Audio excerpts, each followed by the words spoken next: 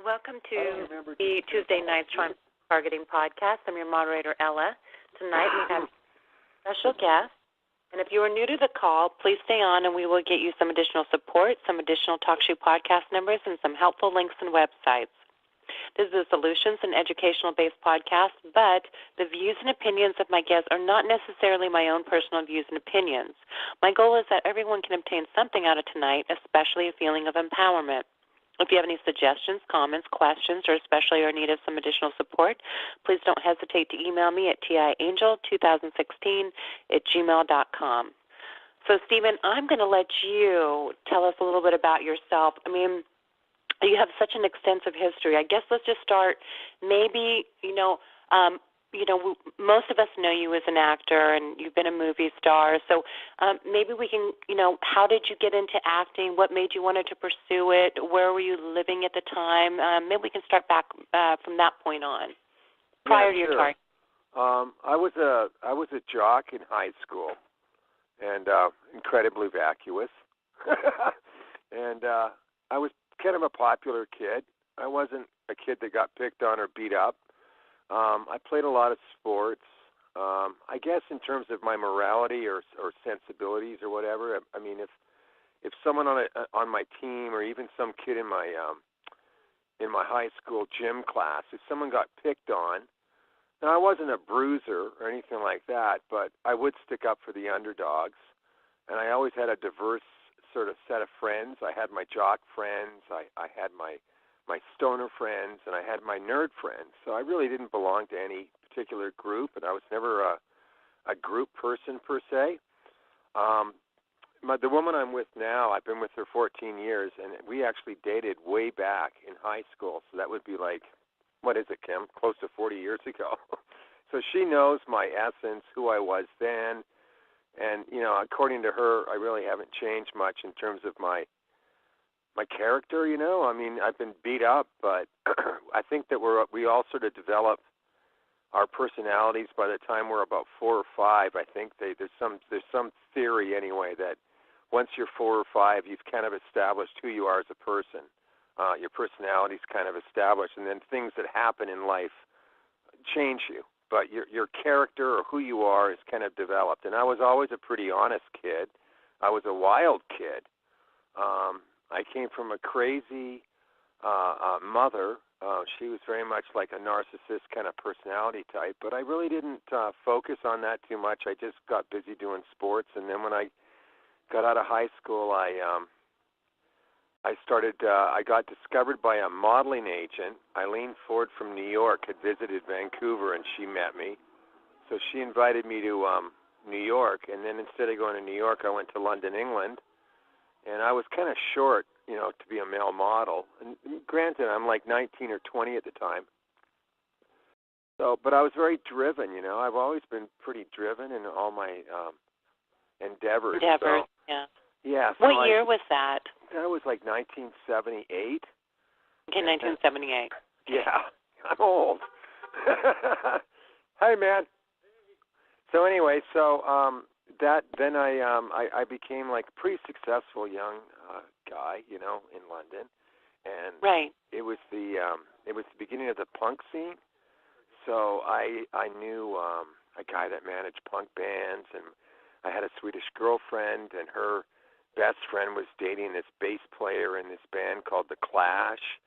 So I'd go to the Clash, playing these dives, and I'd see people slam dancing, and I thought, oh, gee, I can do that. I played hockey, I love bouncing into people.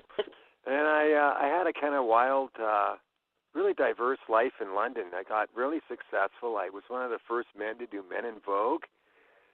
If you ever saw the photos, it looks ridiculous because the trouser legs are way too long. I have sort of short legs and stuff. It's kind of funny now looking back. But I did that. Then I went to New York, and was kind of a wild guy in New York. And then I went out to Los Angeles, and I decided at 23 I wanted to be an actor. I actually met a business manager before I met anyone else, before I'd even really studied acting. And that's kind of sort of sums up Hollywood. You know, this business manager Right. saw me as a potential to make a lot of money. So he signed me up, and then I had, within about 6 months, I was signed by William Morris, and who was a big agent at the time. And then gradually, I know what happened. I got fired from William Morris because I couldn't get any of these auditions because I really wasn't any good at it at that point, you know. Right. And I hadn't really studied the craft or anything. But getting fired from William Morris was a fabulous thing for me because that made me dig my heels in. And I guess for anyone that's a TI or anyone listening to this, you know, I think our thoughts often are, how do I say this? I feel it anyway, invaded, or you take so much abuse that you start to doubt who you once were. Right. And I've gone through that progressively, off and on, up and down, for the last 21 years. I've been convinced I'm the biggest piece of crap. I've convinced myself I'm the biggest piece of crap. I've convinced myself I did so many things wrong. I mean, you know, you want to find fault with yourself because it's better to take responsibility for what you've done wrong than, I think, to turn around and blame everyone else. However, as a TI, there is certainly some blame that it's not on our shoulders, that blame. But, you know, I've always wanted to try to take responsibility for what I can take responsibility for. So, Right. And I've lost my confidence and I've regained it, and I've gone through so many of these crescendos, you know, the roller coaster of self-esteem and everything. But so I was very driven, and after getting fired from William Morris, I went and studied with a very good acting coach who had been the coach for Sean Penn and Angelica Houston and, you know, a lot of, at that time, top actors in Los Angeles. And I was so committed to that class, I would even drive to Oklahoma on a weekend to study, you know, people in Oklahoma to get a sense of the character I was playing, and then I'd drive all the way back, you know, with no sleep, go straight to class, and do this, you know, like Tennessee Williams play or whatever it was, you know. And then I started getting work, and I was acknowledged by my coach, and then I got a decent agent again. And then I started getting work, you know, and then I was starting to be a working actor. And I see, like, in the beginning of your career, look, oh my gosh, you have so many credits. Well, when did you start? Yeah. It's so. Pardon? When did you start getting film work? Because you have, like, Spring Fever, Amazon's, gosh. Yeah, that was when I was still, like, very, you know, kind of green. Yeah. I was still finding myself.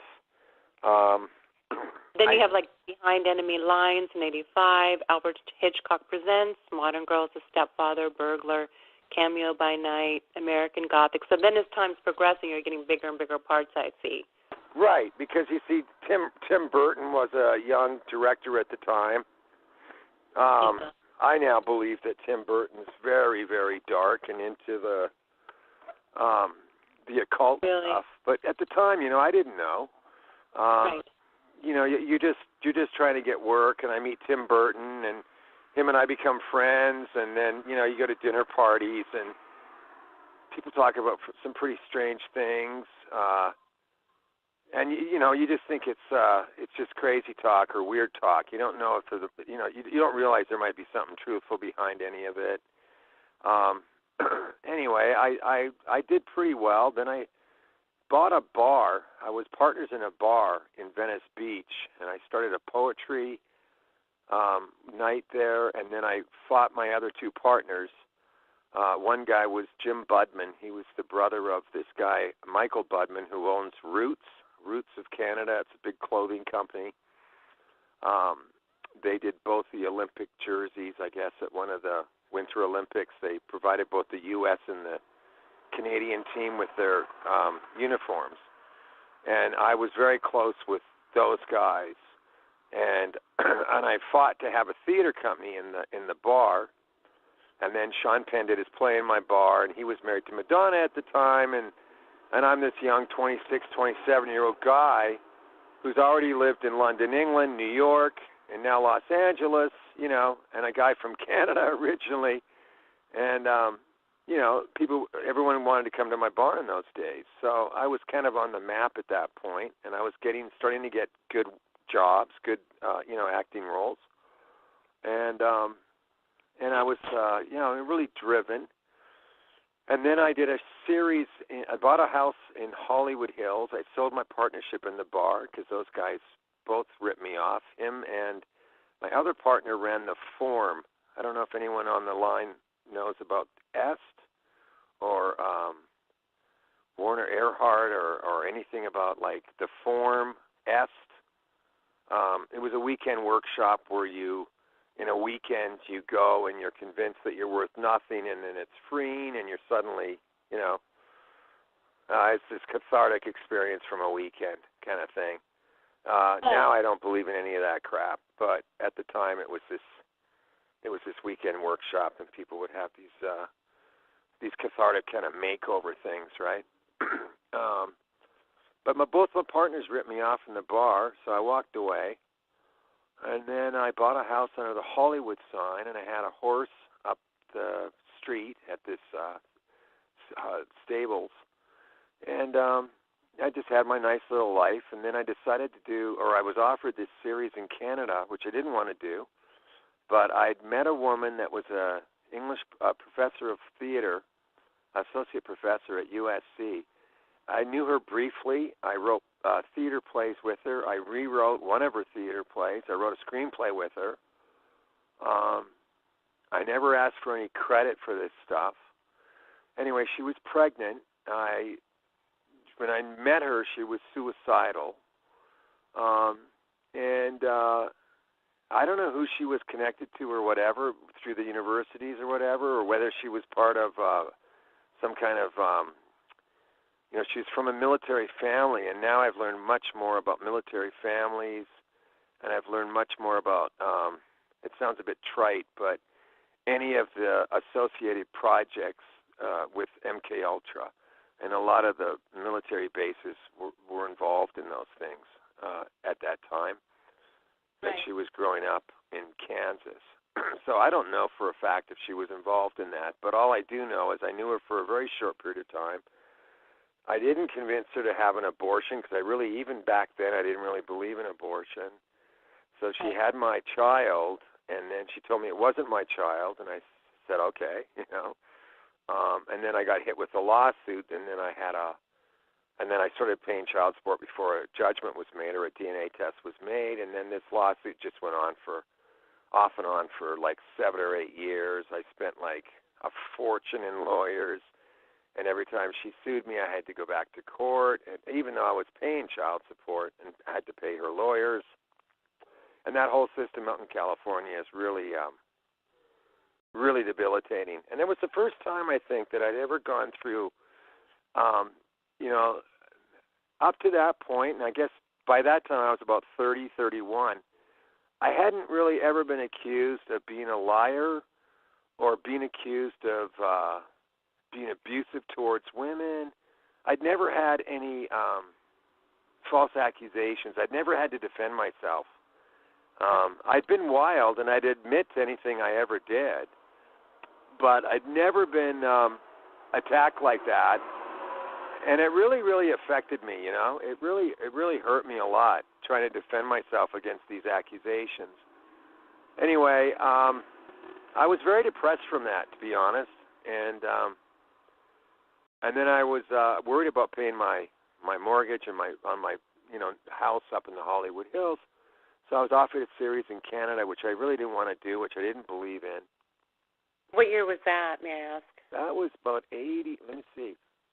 That would have been that would have been 1990. Okay. So I came to Toronto to do this awful TV series with Christopher Plummer, and it was just awful. That was terrible. And I did 1 year, and then I told the producers, I don't want to do this anymore, and I asked to be let go. So I really alienated, I guess, these producers. And the one guy, Robert Lantos, at the time was the most powerful film producer in Canada. Right. And he's I don't know how people feel about Zionists, but I really don't like them. I don't have anything against anyone that's Jewish. I thought for the longest time I was Jewish.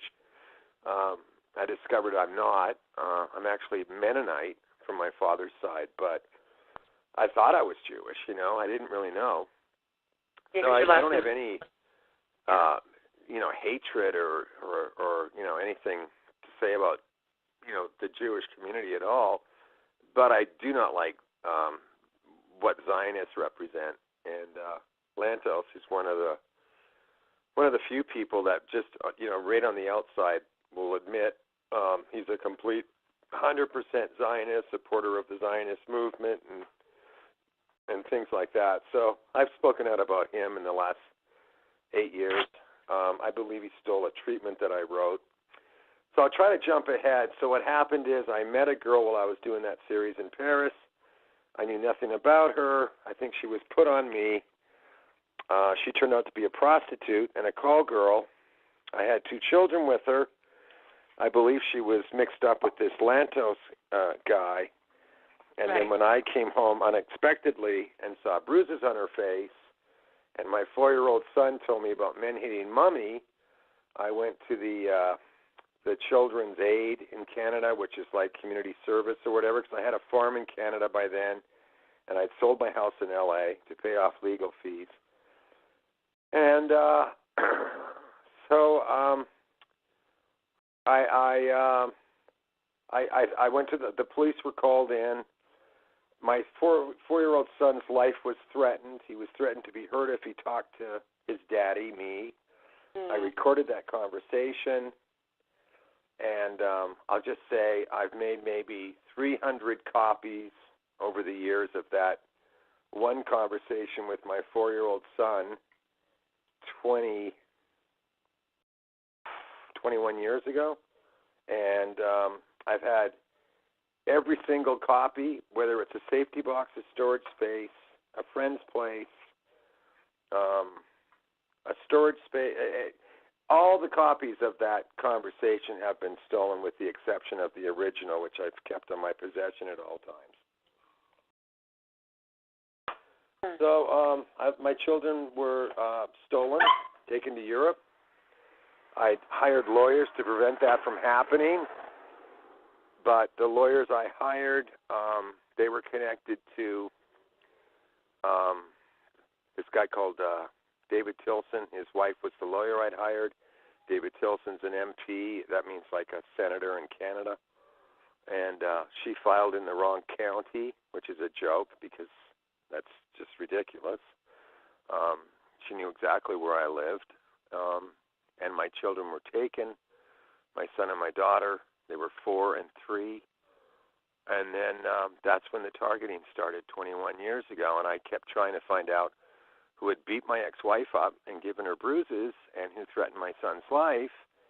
And lo and behold, I'm now, on the shit list and hated and despised, 24/7 surveillance, cars running, 3 attempts on my life, cars running up sidewalks, 3 safety box break-ins at different banks, City National, another bank, Bank of America, and a bank in Canada. And actually, the bank in Canada, I brought my current girlfriend with me because I thought, you better come with me because weird stuff happens in banks. And we go in this bank in downtown central Toronto, and sure enough, my safety box, it's disappeared. And so I show them the key, I show them my receipt for payment, and the woman says these words that I've heard for 21 years, which is, "Oh my gosh, I've never seen this before." And my bank safety box disappeared out of a sequence, so I don't know how they managed to do that. Wow. And then I guess that's pretty much me up to date. I mean, that's But during that, I understand you got targeted, but I noticed that when I look at your IMDb, it says that you did 21 Jump Street, and then you did Counter-Strike, A River Runs Through It, and you did all these big movies in The Bodyguard. Wasn't that after you were targeted? You were still able to work? No, yeah. Here's how it happened. Bodyguard, I wasn't targeted. Not that I know of. You see, that's the other thing. Like, when did the targeting really start? Like, when was this woman from France that turned out to be a prostitute call girl and ritual abuse victim with generational family abuse? When was she put on me? She was put on me in 91. And then prior to that, who decided to do that? And then the other important thing to kind of mention is that in 1993, I was, because I looked at the film industry, and I looked at it in both the U.S. and Canada, and I thought, you know what? Why are the Americans always coming to Canada to do films? Why don't we as Canadians put together our own money and start our own production company? So in 1993-94, I was going to L.A., and this lawyer from Vancouver who I knew, John A. Hardy, who I find out later, his father ran the Canadian version of the CIA, which is called CSIS. Well, John A. Hardy was all over me, you know. He wanted to be involved. He had venture capitalists. He had people from the Vancouver Stock Exchange that wanted to invest. So I got involved with this John A. Hardy guy, and I was starting a company, and I was working in Vancouver, and he wanted to go for a drive. So I said, sure, John. So he picks me up in his car, and we drive across this bridge, and he said he wanted to go to West Vancouver. So I said, okay, and you have to go through this, over this large bridge. Well, we didn't really go anywhere in West Vancouver. So I'm like, well, why did we come to West Vancouver? And he's like, oh, I just wanted to go for a drive. And I'm like, okay. And then he turned around, and we came back across this same bridge, and that's when he announced to me that he wanted to call our production company Lionsgate Entertainment. So John Hardy, who knew Frank Giustra. Now, Frank Giustra is part of the Clinton Foundation, so it's really kind of ironic that I'm now currently living in this smaller city in Ontario in kind of a little, apartment doing demolition jobs and stuff, right, and house construction. And, you look at the elections, you look at Trump getting in, and then you hear about the Clinton Foundation, and then you hear about Haiti. And then they start looking at the Clinton Foundation and who were the biggest contributors to the Clinton Foundation. Well, whose name keeps coming up? Frank Giustra, the guy who basically assumed my company called Lionsgate. Yeah. So yeah, I mean, it's my story's so kind of, it's pretty, it's kind of. I guess it's large. I mean, Yeah, it is. It encompasses a lot of time, and then, it is. It's very expansive, and it's hard to say probably when it happened. And in your story, without the targeting, is really interesting and fascinating to most of us. And I'm sorry you ended up being targeted. Prior to becoming a target, had you heard about targeting? Or I know in LA some people know about MK Ultra. What was your previous knowledge? No, absolutely nothing. I was such an idiot. I mean, I would play like spies in movies or mercenaries. In that god-awful Counter-Strike series, I played a mercenary. I had no idea. Like, I just, I had a really great black girlfriend for 5 years that was a blues singer. I dated briefly Demi Moore, but it was for a summer, and she wanted the two of us to go on to these to be these big stars. And quite honestly, I really never really, when I started my acting career and through most of my acting career, I never really envisioned wanting to be like a Tom Cruise or anything. I really just wanted to do good roles. Like when I looked at actors, I looked at Sean's career, I looked at Gary Oldman's career. I never really had any aspirations of being like this goofy movie star who has to pose for pictures on a red carpet, I'd done that as a male model. I didn't want to do that as an actor, you know. And I was shocked that I even got work as an actor because, you know, male models don't generally become, you know, actors. But I'd worked so hard at it, maybe I sort of shed that skin, you know. But I never had any aspirations of being, you know, some kind of, you know, goofy movie star. That was never. Right. It just wasn't one of my ambitions, right? But it did seem like, you know, if you're in the acting business, they do want you to do commercials and bit parts. It kind of, sometimes people end up going that route, you know. And Matt LeBlanc, he was a kid from New York. He was a model. I don't know if you remember. And then he got into acting. So sometimes that happens. You know, if your face is kind of camera friendly, it kind of does make that evolution. Oh, yeah. And that probably didn't hurt me in the beginning at all. But I was really, what happened with my acting coach, Peggy Fury, is that I fell in love with the craft of acting.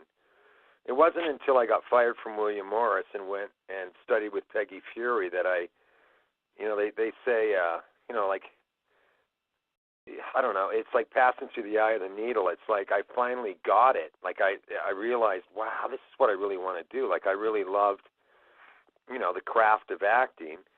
And any of the accolades and that kind of stuff, it was almost, I don't know, it wasn't, and you know, take in consideration, I was like a young guy, 21, and I was kind of like a, you know, a really successful male model in Europe. Like, you know, I'd gone through success at a really early age, and I dated celebrities at a really early age, so I wasn't that enamored. And when I got to Hollywood, to be honest, like compared to cities like London, Paris, Rome, New York, like Los Angeles is just like, you know, it's like a great big shopping plaza, and they're one like, you know, monumental like, you know, iconic landmark is like the Hollywood sign, you know, like, you know, it's compared to cities like, you know, Florence, Italy or something, it's like, boy, that's cheesy, you know. So, yeah, I don't know. I wouldn't say I was, you know, like I liked doing yard work and fixing my house up and stuff like that, but I wasn't all that enamored with going to like celebrity tennis tournaments and stuff like that, even though I was a good tennis player, you know. So it wasn't something I did. I didn't really want to, you know, I think I did another interview where I mentioned, like, I hung out with drunk Mexican poets, you know, on the Venice Beach. Like, didn't hang out with, like, you know, successful actors. Like, that wasn't like, I really didn't, it wasn't that I didn't like them. I just had no interest, you know. I found the drunk Mexican poets or drunk El Salvadorian poets that had lived through, like, you know, some real crazy, you know, torture and trauma. I found, which is ironic, right, looking at my life now, but I always found those kind of people way more interesting because they actually, you know, there was something to their words and you know, their impetus for creating their poetry came from a real place. It wasn't just this kind of cheese bag place, you know. Yeah. Yeah, I understand that. You know, you were around a lot of different kinds of people, and you know, you did a lot. You did so much in such a short period of time. Did you ever have a problem with drugs and alcohol? Oh, I've drank to excess on occasion, for sure.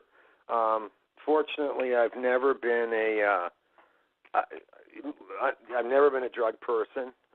Right. I still smoke marijuana, but I mean, my version of smoking marijuana is like a puff, you know, every couple of days, or you know, in some hash oil because it helps me sleep, or taking a tincture, which is a derivative of marijuana. I don't know if you've heard of it, but it actually helps me in my nerves and my post-trauma stuff. So I take a tincture. I'm sure. But I'm not and then if I take too much tincture, I'm like, whoa, you know, I took too many drops, you know. Because they try to like. I've never been a drug person, really. I did cocaine, but I don't think I ever bought cocaine in my life unless it was for someone just else. around. Yeah. Yeah, I did cocaine because 1979, 80, 81, New York City. My friend owned a limo company. I'd go to 54 and Xenon and the Mud Club, and all these club owners had, Steve Rubell and all those guys. They all had cocaine. Yeah. And, it was all free, and it was everyone was doing it. So yeah, I did it then, but I never really. I don't know. It's funny. I never developed. I never developed a taste for drugs really. That's good. Because a lot of times they like to peg targets as being on drugs or being crazy and things like that. I've been accused of being a heroin addict. Yeah.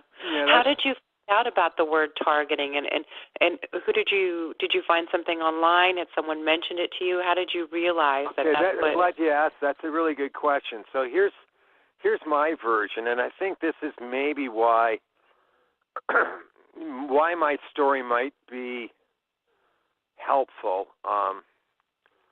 So I get targeted. My children are stolen.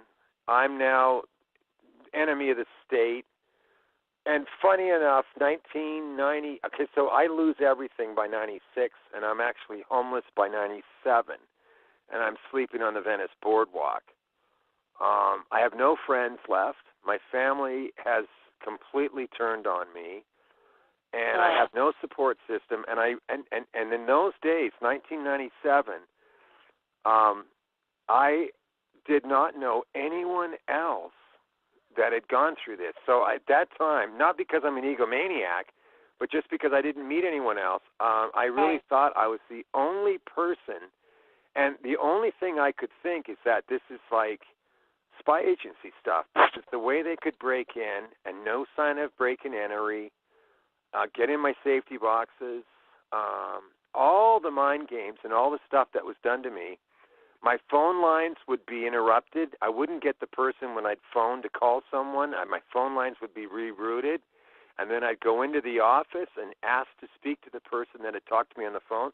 That person is we don't have anyone here that works by that name. So I knew my phone lines were being diverted.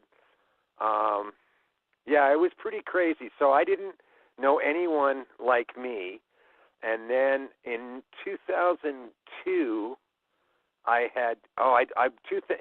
in 2000, I'd come to Canada from Los Angeles, and then I was staying at someone's farm in Halifax, and I get this call. No one's called me in like 6 months or whatever, for a job or anything, or a year, whatever. It's been a long time. So I suddenly get this call out of the blue that they want me for La Femme Nikita, which is a movie about spy game stuff, but it's all about a girl that's basically been programmed. And what they don't tell you in a series like that is that they start when the child's 2 and 3 or 4 years old, right? They don't start with the kid as a teenager. They start torturing and programming that child, ritual abuse. They start at a very young age. So I get this series. I do 4 or 5 episodes. And then, of course, nothing comes of it. And I moved to, and a lot of funny things happened during that time frame. I've kind of learned to live with not really a sense of paranoia, but like not jumping the gun, which means that I learned that I had to temper my reaction. In other words, if something happened, I couldn't automatically assume it was targeting. In other words, sometimes weird things happen. Sometimes you go to a restaurant, and sometimes there's an asshole. Like, in other words, not everything is targeting. But early on in your targeting, because you don't know yet, you assume that everything's related. So I had to temper that and fight the urge to assume it was all targeting kind of thing. A lot of it is targeting, but you find out later it's, oh my gosh, that was targeting. But I try to stop myself from lunging that's targeting. Does that make any sense at all? I'm sorry if that sounds long-winded. It makes perfect sense. Okay. So then with 2002, I moved to northern Quebec because there's no more work, even though I've just started this TV show thing. And I start doing construction, I think, and I make a short film. Because I meet these guys, and it's really serendipity, and I've had so much luck, so much God intervention with my life. Like, I meet these guys that have a short film festival, and they say to me, "Oh, so you're an artist?" Because I was saying I reinvented myself as this Stephen Shellen by then, right? And I'm an artist. So they find out I was an actor, or I tell them, and they say, if you write something, we'll do your film. We have a short film festival. We have cameras. And I'm like, great. Well, that night, I sleep in their offices at this artist collective place in northern Quebec, a place called Chicoutimi, Saguenay. And the next morning they come in, and I'm like, here. And I hand them 20 handwritten pages. And I didn't know it at the time, but the one guy was given a grant to write a screenplay, and he had writer's block. So when I hand him 20 handwritten pages, the guy has like a coronary. It's like, how did you do this? But I've had this story pent up inside of me, and I'd never done a short film before, but I had this story, and so I wrote out this fictitious story, but based on my truth, called Melancholic in Chicoutimi. Anyway, over the next 2 days, we shoot this short film. I have no expectations for anything. What happens is that little short film that we made for $55 went all over the world and went to the #1 festival in short films in France, this place in Clermont-Ferrand. And then they took it all over the world. And it was like this huge success for Canada. And, Telefilm Canada had a booth set up and had my film on their table. But, in Canada, most of these short films, all of them pretty much, they all get like $50,000 or $100,000 grants to make their short films. I made mine for $55. It went all over the world, and now I'm like Stephen Schellenberger, the short filmmaker, And then I had some art shows up there, and then I briefly had a girlfriend in Chicoutimi, this French-Canadian girl, and she worked as a graphic artist. So I'd go into her workplace at night when she wanted to work, and I'd go online at her office, and I was still kind of, paranoid, I guess. I didn't want to give up my address. I was still going through a little bit of harassment, nothing major, but just mostly phone stuff, mostly, banging on the door, nobody there, that kind of thing as soon as she went to work. But nothing, certainly no one driving up sidewalks after me or anything like that, So I went online in her office at night, and I found out about, what was it called, mind control forms. So I read my story. I went on this thing called Mind Control Forms, 2002, and I basically read versions of my story, and that was the first time. So count it out, 7 years, I guess. 7 years I lived in this world alone, and had to temper everything I said to people. I knew I'd get locked up in a mental hospital if I spoke about what was really going on. I had to put the brakes on. I couldn't react. It was amazing. I had to almost change my DNA. I couldn't be this wild guy. I certainly couldn't be given to anger or any of those things. So for 7 years, I'd lived in this world thinking I was the only guy. And then I find out in 2002, oh my God, man, there's other people like me. And I found out from going on Mind Control Forum. So after that, I did a couple more short films. I had some art shows. What I do with my art is I find abandoned or discarded canvas or drapery fabric or even bed sheets, and I paint it, and then I sew it together, and I stretch it, and I make a painting out of it. And I'm trying to say that what people discard, because I felt discarded, what people discard in life is worthy of art. And, like, you know, nothing's garbage until it's, you know, completely destroyed and dead. But as long as there's life to something, then there's still life. There's still a. So I take fabric that people don't value, and I repaint it, and then I make paintings out of it. That's really essentially what my art is. So, yeah, 2004, 2002, that's when I find out I'm not the only one. 2004, I go and try to hook up with a guy who's a mercenary that I met because I'm trying to buy a satellite phone because my phone lines are still tampered with, and any human rights or any activists, anything I try to call to help me, phone lines go dead, and weird stuff happens constantly.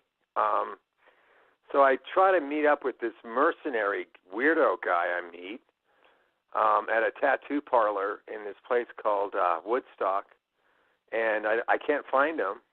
And then I get back on a train, and I find myself in London, Ontario, and I don't know how, but I remember my high school girlfriend's phone number because we stayed in contact, even though I hadn't talked to her in 7 years or something, but we were friendly for, you know, periods of time after. But I remember her phone number, and I phone her, and she knows who I am exactly as soon as I call. And she says, "Where are you?" And I'm like, "I'm at the train station." And she comes down and picks me up, and that's who I'm currently with for the last 14 years. 15 years. 15 in June. Did you hear? I heard her. That's cute. You didn't sound very excited, Kim. I feel so old. She just feels so old. Is it my fault? No. Anyway, so that's what happened. And because Kim's mother was a psychiatric nurse, and because Kim's known me since high school, and she's, you know, she claims she's loved me since high school. Anyway, so she knows who I am. So I was really way more fortunate than a lot of TIs because after being alone for all those years and trying to convince different people and being homeless and choosing to be homeless, and, you know, after all those years, I actually reconnected with someone that knew my essence, knew who I was, and Kim is amazing because Kim, she'd been diagnosed with cancer, and she was given 5 years to live, and that was, 16 years ago? 17 years ago. So Kim already was distrustful of the medical profession, so I come along with my story, and she's already, and also her son was misdiagnosed, and he almost died. So Kim was kind of predisposed, I guess, to hear my story, and she knew I wasn't nuts. So, I mean, that's where I'm really lucky is that I have someone like Kim in my life for the last, you know, almost 15 years. And then most of the films I do and most everything I do, her and I, you know, I do it with her. You know, I mean, she helps me or, you know, whatever. But it really made a difference. Like for any TIs that have been isolated and discredited, it's the worst thing in the world to be isolated because when your family's turn, your friends turn, and the chance that you're going to go out in public and meet someone that's going to understand what you're talking about, I mean, it's almost impossible. You know, maybe it's changing a bit now, but you know, like we're lepers, you know, and people just don't want to know. Yeah, that's a good analogy. That's a good way to say it.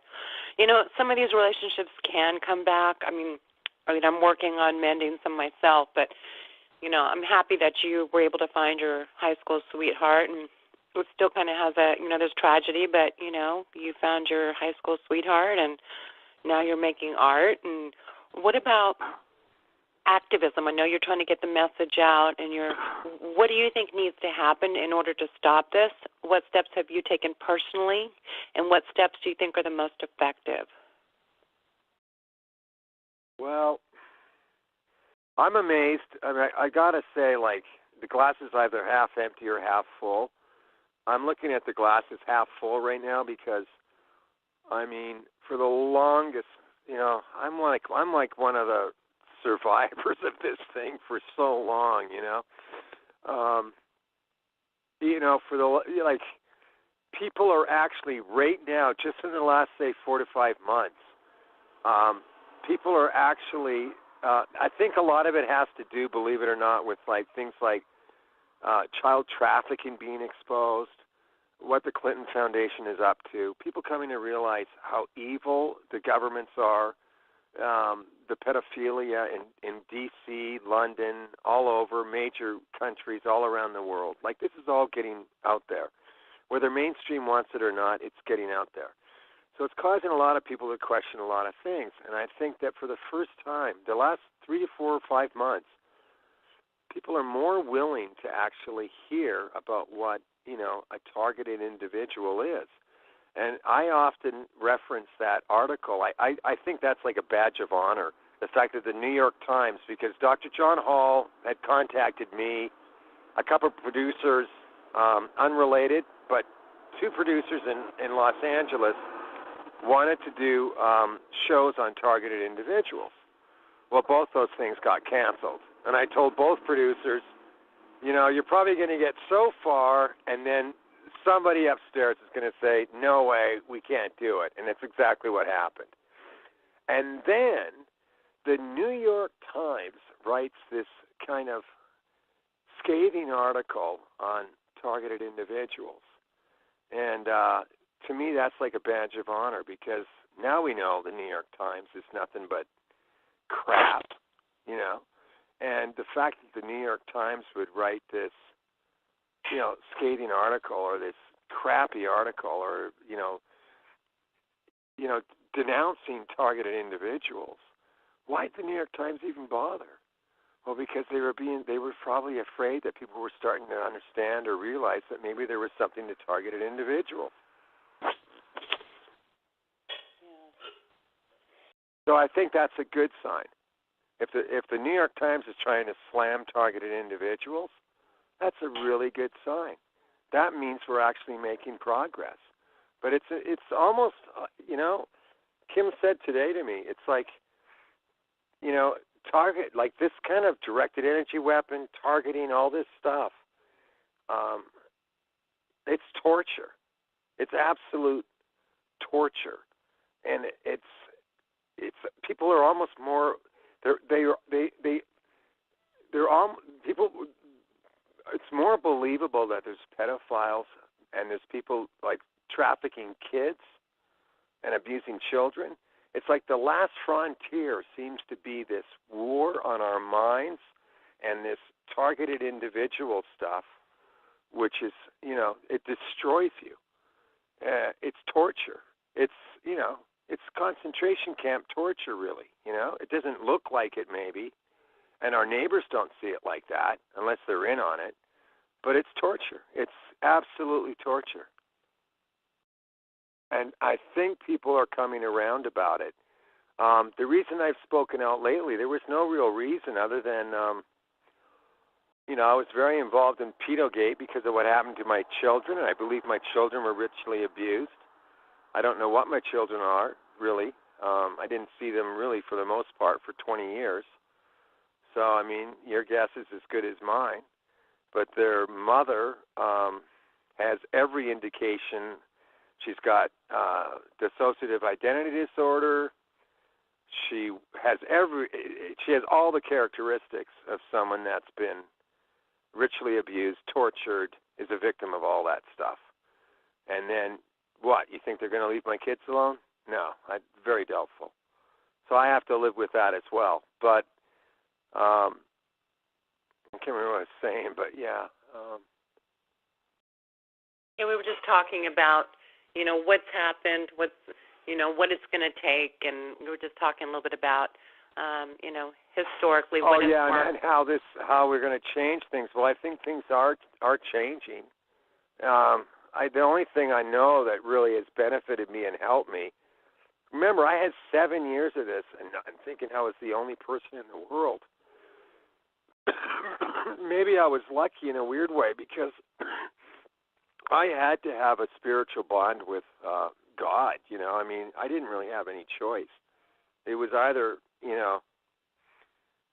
have a relationship with God or die or go to a nut house. And I had to let go of everything. And when your family hates you, and your friends that you've supported, let's stay at your home, you fed them. You're like, I was a good friend. I was good to my friends, and then they desert you. Well, there's just no rhyme and reason to it. So, really, my only connection when I was alone for all those years, my only connection really was with God. I really didn't have anything else. That's all I had. So, in a weird way, maybe it's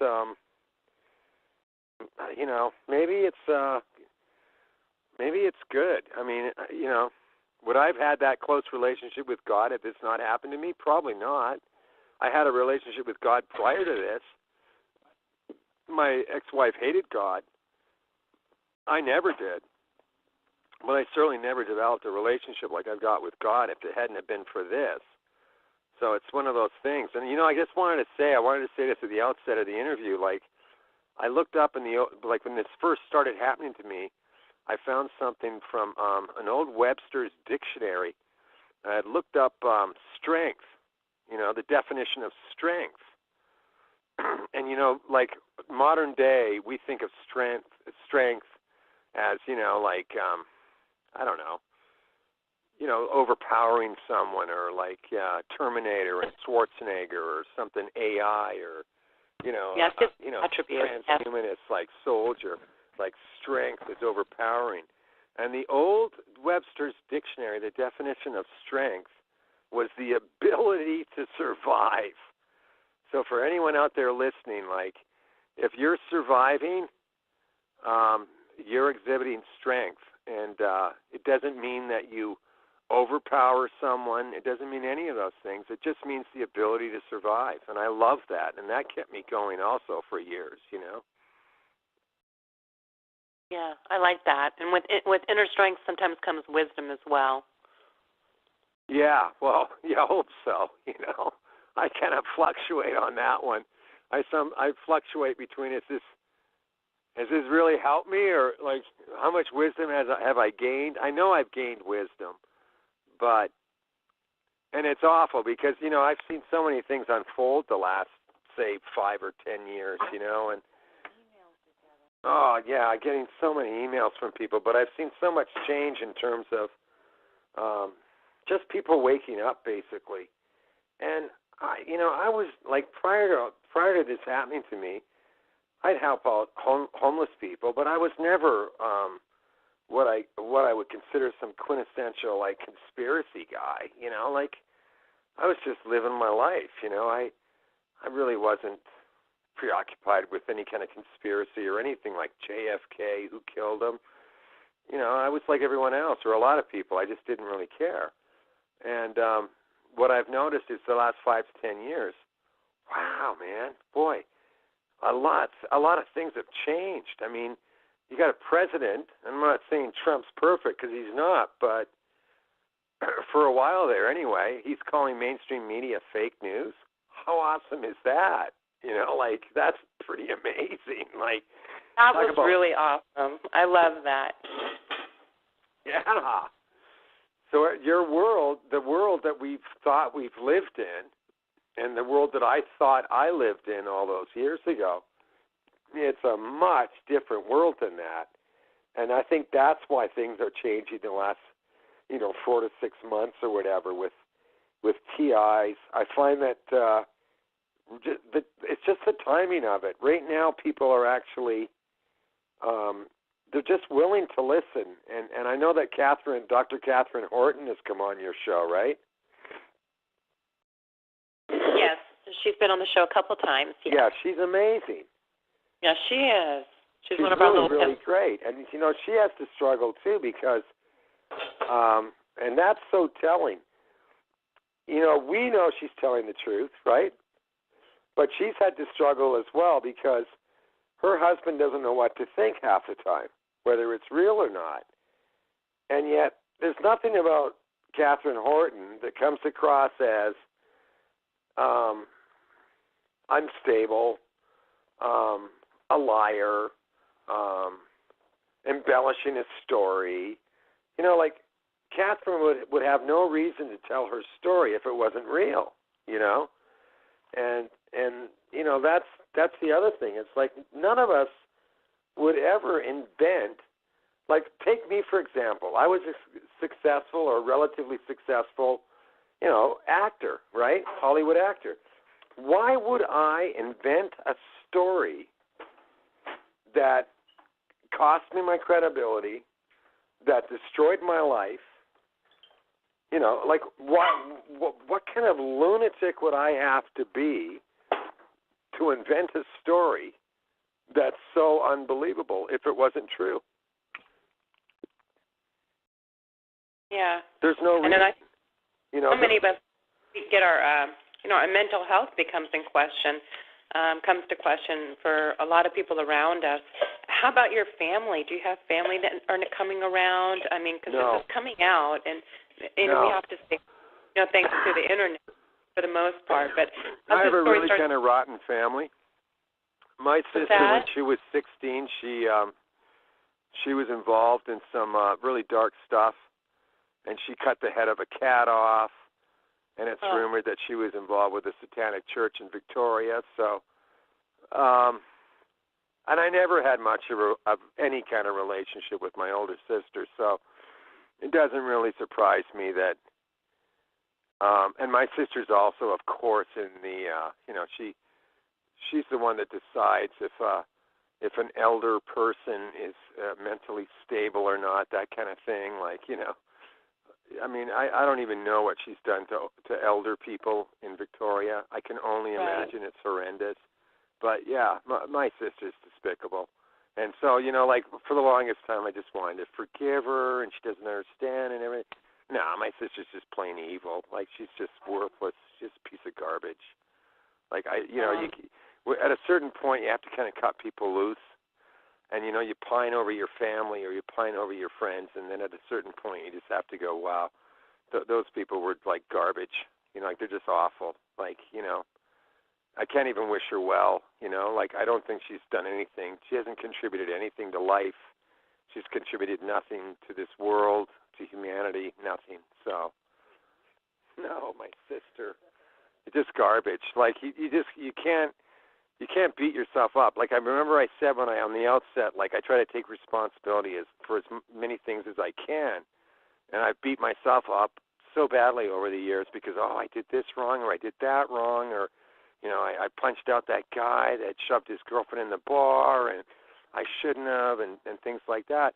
It's like my sister cut the head of a cat off when she's 16. Like, she was involved with probably the Satanic Church in Victoria. Like, I got nothing in common with her, and I never did. She hates my guts.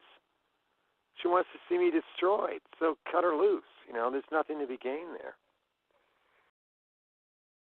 Yep, we just have to, you know, we can't really choose our family, but, you know, we don't have to spend time with them. We just surround ourselves with people that are supportive. And that's it. You know, I look forward to the day where people who've kind of turned their backs on us or kind of just written us off as crazy or unstable, that they come to us and apologize and say, oh, you were right, I'm so sorry, you know. Well, just think of St. Stephen in the Bible. Remember that guy? Yeah. You probably know better than me. St. Stephen's the guy that is telling the truth, and you know, and then Saul and his buddies stone him to death. And then it's after Stephen's been killed that Saul, you know, comes around and realizes, oh, my God, I made a mistake, you know. Like, I don't know. I'd love that. I pined for that for years, that friends would come to me and say, "Oh my God, I'm so sorry. I didn't realize." I've not had one single person do that with me. And I knew a pile of people, and I was a super popular guy in LA and different places. I've not had one single person ever come to me and apologize. From where? Yeah.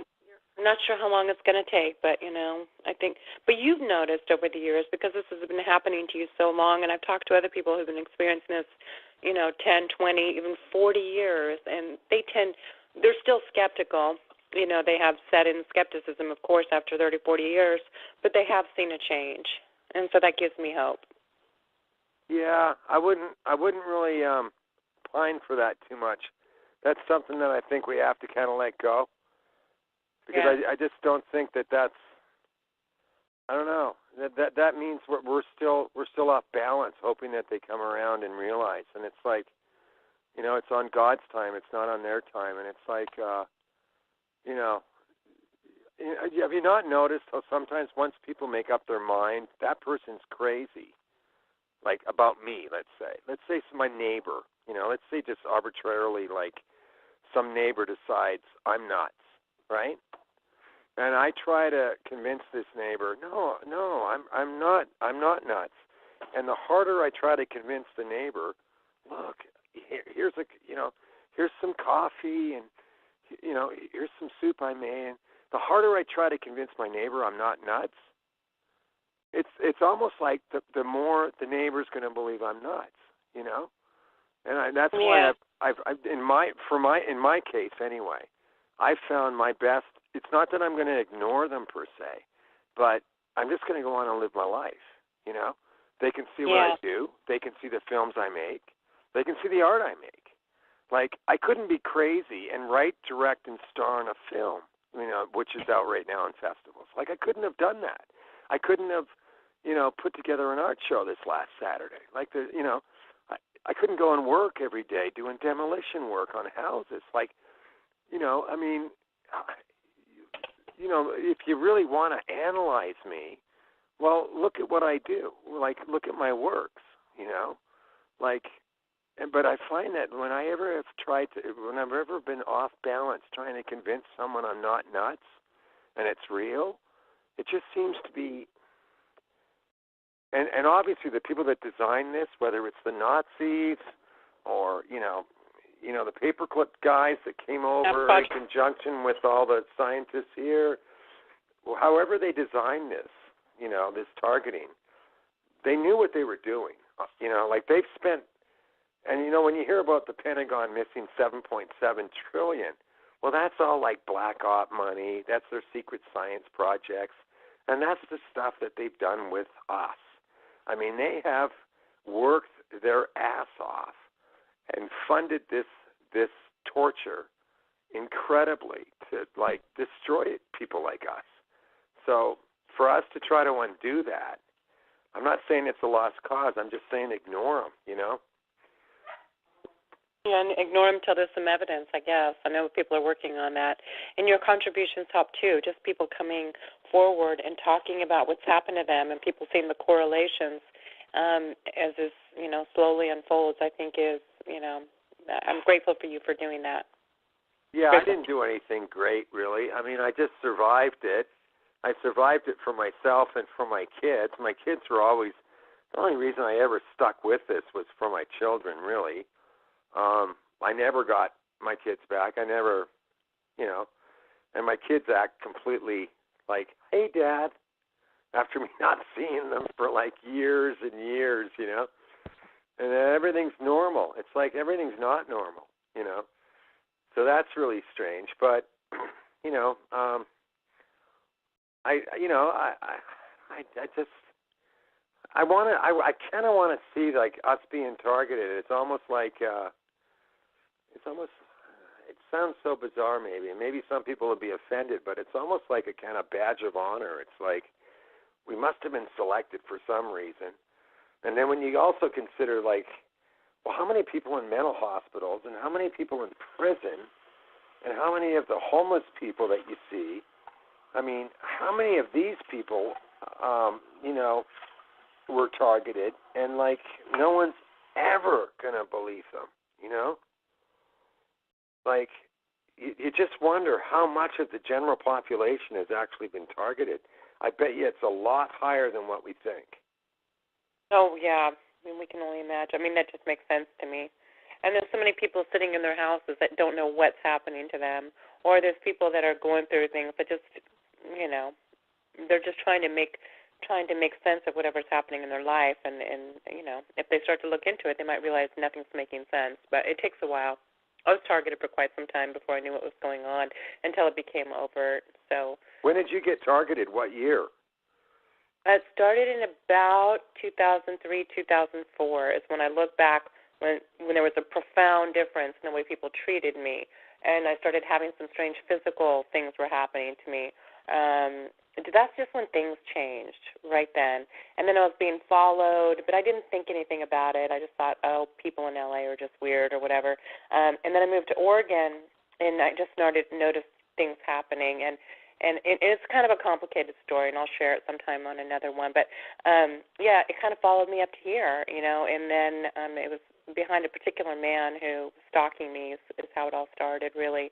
But I believe he was part of the covert aspect of these type of programs, because a lot of this, too, is not just the stalking, the COINTELPRO, the Stasi.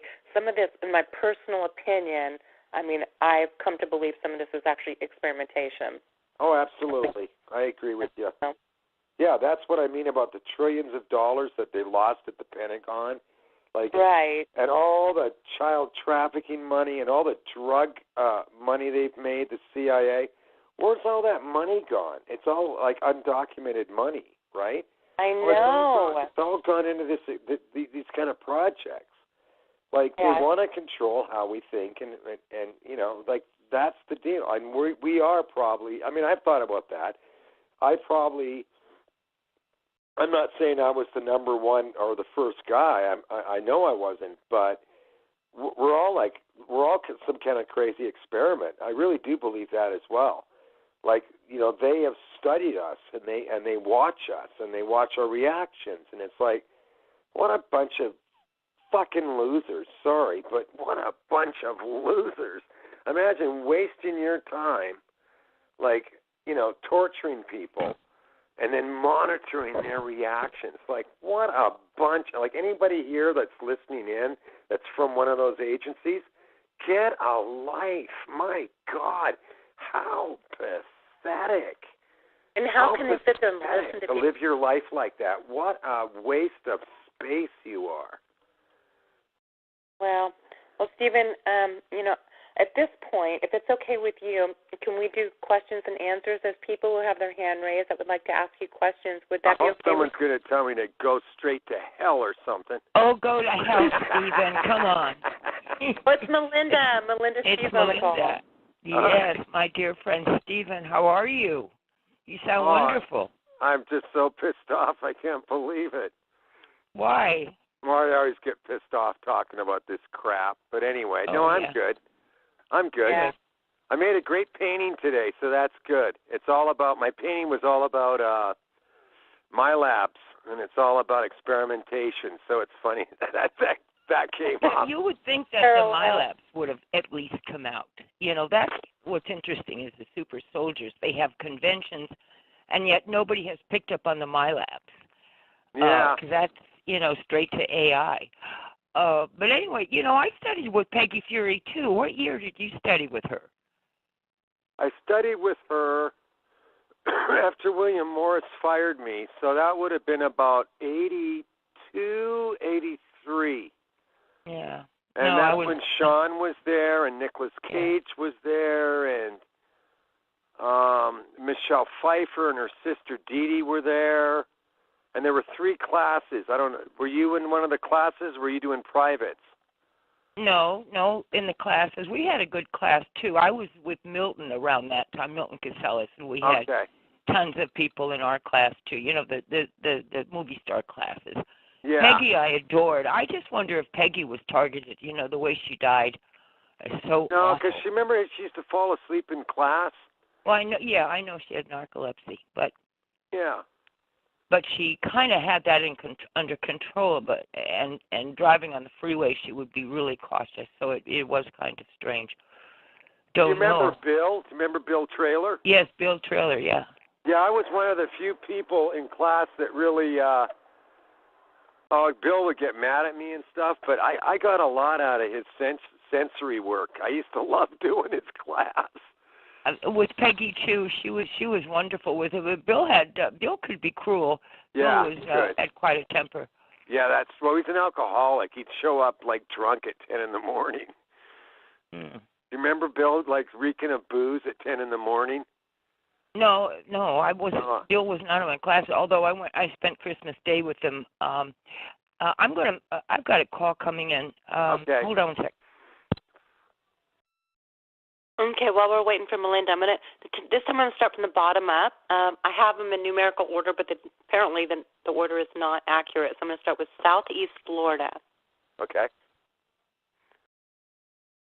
Hi, Southeast Florida. You're on the call. Do you have a question for Stephen? Sometimes they have their phone muted. Out of the way. Hello? Hello?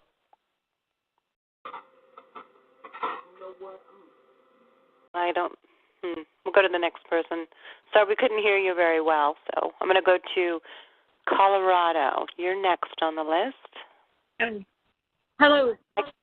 Hi. Hello, can you hear me? Hi. Yes, we can hear you. Great. I'm Tracy. I'm from Colorado. I've been a TI for about 8 years and didn't know it. Just found out this past August. Wow. And I've been getting hit really, really hard because they bragged about it and I researched it and I've kept going since then. I even moved from the town that I was in and I've been in a new town in 2 months and they've already been doing stuff here. But my question, I guess, is, I love your story, by the way, but my question is, they've got my daughter doing this, and they just recently sabotaged someone that I still love, that I was with for 3 or 4 years, and they have gotten him to turn. I'm not sure to the extent, but I know to some degree, because the voice to skull can be so iffy, you know. How do you move on from that when do you just hope they get out, that they get away from these people eventually, or what? How do you deal with when stuff like that happens? What did you do that helped? What do you mean when someone turns on you mean, or? Yeah, my daughter has, and then this guy recently, just a few months ago. And was there a reason why he turned? They contacted him. My daughter and this guy that's the perpetrator is from 8 years ago that I was with briefly. And he's been doing this to me the whole time and kicked me out of places, 2 or 3 apartment complexes, and just all kinds of stuff. And so they recently contacted him this past August, I believe, maybe even a little before. But, yeah, and he has talked to me a little bit, and it was good and positive and everything, but I can't tell if he's, leading me on or just doing some gaslighting with them, or feels torn between them and me, because they're smearing me to him and trying to smear campaign me right now with all kinds of stuff. Yeah, I don't know really. My thing is, for the longest time I would try to win those people over, and I'd spend a lot of energy trying to convince them, and you know what? I had so many of those kind of relationships where I'd find out later they're rummaging through my stuff. They're doing things behind my back, and so I just cut those kind of people loose. I know that. I know the people that are doing this for the most part, and he's going to get hurt by them, but I can't, because they're basically new to him, and there's a lot of felons, a lot of criminal stuff, drugs and things like that involved. And I think you just have to cut them loose and move on. Yeah. It's the only way. It's like self-preservation. Yeah. Do you leave it open for them in case they finally realize, they don't want to do that? Or well, did you hear me? At the end of the interview, I said, I've never really had one single person from my family or from my old friends ever come and apologize or say, "Oh my God, we realize now." I've never, in 21 years, and this is like after a monstrous amount of creative work I've done, my film on targeting, all the stuff I've done, my artwork, all the things I've done. And yet people will still choose to believe, I'm crazy, I'm nuts. It doesn't matter about my kids. That's what kills me. They don't care about my kids. They don't care about what happened to my kids. Yeah. I'm just a lunatic. It doesn't matter. And they've made up their minds, and I can't change it. So I just learned for self-preservation just to. It's not that I hate them or anything like that, but I'm just not. I'm not going to have anything to do with them. I'm not going to.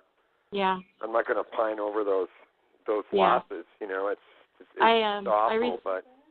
Yeah, I recently had my daughter. I took her off the will because I've known, kind of suspected for a few years, but I didn't want to believe it and was just kind of trying to fix the relationship. But I just recently took her off the will because if something happens to me, and she's doing this at her own mom. I mean, it's pretty.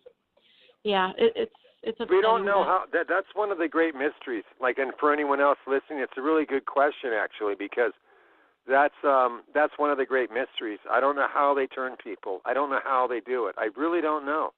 I don't know whether people are having directed energy weapons affect their moods. I don't know. Yeah. Yeah, I don't know. And because I've been with Kim for 14 years, we have seen people that we had living with us for free just suddenly turn and hate us and hate me in particular. Yeah. And it's like I didn't do anything for that to happen. So we've just now we assume, you know what? There must be some kind of mood, doing it to them too. mood thing they do with people because nothing else makes sense. It just doesn't make any sense. There's no reason for it. I think they do it to them to also antagonize them at the target. I think they microwave them too, or whatever waves they're getting to keep doing negative or to turn, because it's so snap. I mean, it's so weird. I mean, it's just like a complete. No, it is. It's really weird. It's one of the hardest things as a target to understand, because in normal life, let's just say we're normal people, and I get drunk one night, and let's say you've got a boyfriend, and I don't have a girlfriend, and I'm friends with your boyfriend, and then one night I'm really drunk and I come on to you or something stupid like that, right? But it's not terrible. I'm flirtatious, whatever. Your boyfriend gets mad at me, and then the next day it's like, oh, man, I'm sorry. And then, your boyfriend and we make up, right? It's like, well, you were an asshole. And I'm like, I know I was an asshole. I'm really sorry, man. I had too much to drink and, blah, blah, blah. And I really wasn't flirting. I was just, you were flirting. Don't lie to me. And I'm like, okay, I was flirting a bit, but, come on, man. You're my friend, And it's that kind of thing. And then people make up. You talk things out, you get angry, and you make up. When you're a TI, you don't have those exchanges. There's not a room. There's no room for there's none of that negotiation. There's none of that sensibilities. It's like, it's like someone just turns on you, and then you're like, well, why do you suddenly hate me so much? And it's like they can't really give you a good reason. Yeah. I know. It's one of the great mysteries of being a TI. It's like, I'm sorry, I can't answer that question because it's so. All I can do is just say, you just got to move on, because there's no other explanation, and there's no way to. There's just no way to correct it. I don't know why. I think it's one of the worst things about being targeted is that your relationships and your friendships are people turn on you, and you don't know why. There's no tangible good reason. Yeah. And when you ask them what's the tangible good reason, they even can't give you a good tangible reason. No. And they'll just scream that you're crazy. And it's like, okay, well, I'm crazy. So what? Does that mean you hate my guts? Yeah. Or they'll believe the smear campaign. They'll believe the smearing without even talking to the person. I guess. I don't know.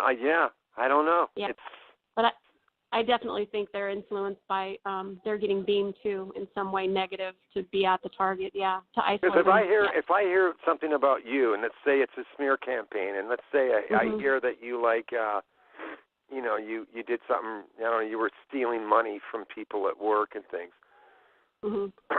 Well, if you confronted me, or if, like, let's say that, you know, you and I, like, what's wrong? What did I ever do?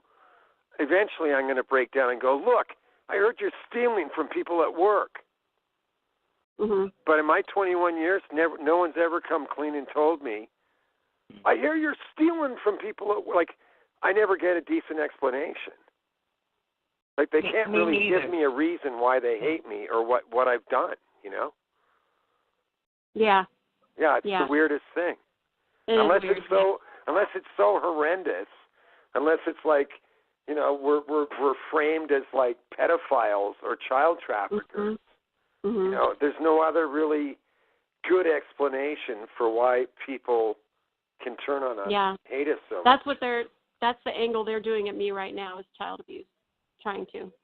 Oh, they're doing that on you? Yeah. Oh my God, that's awful. They've tried insanity, they've tried prostitution, drug addiction, and this is one of the last things that all of a sudden came up in August. And how did you find out? Just by talking with people, I guess, messages, voice to skull, knowing some of the people there and what they do, you know. That's terrible. Yeah, I'm sorry. So people are going to believe that, of course, because that's a horrendous thing to say. You know. Yeah, but the funny thing is, these people that are doing this to us, that's what they're actually engaged in. I know. Like, my ex-wife was involved in trafficking children in Cambodia at a phony orphanage, and yet, yeah, I know, and yet, you know, I'm the dirtbag or I'm the bad guy. You know, like it's it's just so unreal. Well, and I turned in one of my neighbors that was involved in this group for to Child Protective Services, and she had been turned in before. And it's pretty much this drug dealer guy and his group of friends that are all drug customers or corrupt former law enforcement with them that support him in this little town of Okay, well, that's probably what it is then. But the sad thing is that you can't even move out of that town and get away from it. It follows you. Yeah. So that's why you know it's a network. Like, this isn't just your little town. Yeah. I know, and that's the scary part, too, to realize. It's like you can't move out of the country and get away from it, which I tried to do. Yeah. Like, what is this network? Yeah. Yeah. But I refuse to completely uproot my life for them because they've already taken enough as it is. So I'm not going to move again. Where are you in Colorado? I was up in Steamboat Springs, and I'm in Colorado now. In Fort Collins, Fort Collins. Okay. Because I've been to Boulder. I had a funny thing in Boulder happen. I went there just for one day, and I ran into a guy, and his girlfriend knew all about John Benet Ramsey, and I had my own ideas about that. This is like 1999, and I met this woman who told me she was absolutely killed in a ritual abuse ceremony at Christmas. Wow. Yeah, I know. And I wasn't even looking for it, you know. Like, I was just going for a cigarette and then going to get a Coca-Cola at a Walmart, and I meet this guy, and we start talking about John Benet Ramsey. I brought it up. I'm like, well, that little girl should put this place on the map. And he said, don't talk about that around here. And I said, well, I do have a theory. And he's like, what's that? And I'm like, well, I think she was killed in a ritual abuse ceremony. And he just lost it. And he's like, you've got to talk to my girlfriend. You've got to talk to my girlfriend. And he drags me inside the store when it opened. And then she insisted on meeting me for a coffee, and she basically confirmed everything I'd said. And this is like, 1999 or 98. Mm-hmm. So, you know, that whole network is right there in Boulder as well. Like, it's dark, you know, like. Yeah. Yeah, scary. Anyway. Stephen? Well, thank you so much. Thank you for your answer. I appreciate it. All right. Yeah, Stephen, hi, it's Melinda. I'm sorry. This is the first call I've had today talking with you guys, and the perp called me. It was a perp because he hung up immediately when I switched things, and then hung up on your line, so I apologize. That's all right. But anyway, I have news about the film festival in Catalina, which I'll email you. Okay, just email it to me. Don't say it on here. No, I won't. Okay. But, for some of your work, it might be a good venue for you. Fantastic. Thanks, Melinda. You're welcome, sweetheart. Now, somebody on the chat room wanted us to talk more Hollywood, but you have a lot of questions. And if you're still standing after all the questions that are going to come to you, we'll talk Hollywood, okay? All right, honey. All right, sweetie. All right, bye. Okay, guys. I'm here. Okay, guys, let's keep the questions relatively short because I can't be on very long tonight. And I want to give as many people as I can the opportunity to ask questions with Stephen. So I'm going to go to California now. Hi, California. Hi, I had a question. You had mentioned that in all the time that you had been targeted, that you didn't have your relationships kind of resumed to their normal state, except for your children, and you're aware of the change or the shift in reality, I guess, that's happened, because you know the things that have transpired, and they're acting like everything is okay. Can you elaborate a little bit on that? I know it's kind of a vague question, but it's just I've had some relationships that are kind of restored, but I will never trust those people again. Yeah. And I do think they are being hit and manipulated, and I know that they've been subjected to a smear campaign because they shared real things that I've done and made up ones that I never shared with anyone. So. Okay. All right. Thank you. I guess in answer to that question, I don't think I've ever had any. Boy, it's kind of sad. Maybe it's my fault. I don't think I've had any of those relationships ever restored. The people that I initially trusted when it first happened. I don't think I've had any of those. Uh-oh. That might be her line. Let me go ahead and put her on mute. But you can go ahead and answer the question. Go ahead. Yeah, I don't think I've ever had any of those relationships really restored. I've had little blurbs from people saying you were always telling the truth, like a little message like that in Facebook. So I guess that's kind of a success. But no, I never really. My family, my friends. No, I've never had any. I've never had any of that restored. I've never had any of it. And honestly, like the people that I trusted, because I really had to trust, because I think if we don't trust anyone, we're almost dead. So I knew that I had to somehow make a choice to trust people, regardless of what I was going through, because to be that alone like I was and homeless, it was brutal. So I would trust people knowing I was probably going to get burned, and I did get burned, and I'd find people, rifling through my stuff or betraying me or lying to me. So I never went through this ever before in my life, so I know there was a marked difference. But what caused people to do this, I really don't know. Was it someone like a Robert Redford, who was into prostitutes? I don't know. I don't know why people would have done it to me. I never had any of those relationships ever restored, though. I never trusted those people again.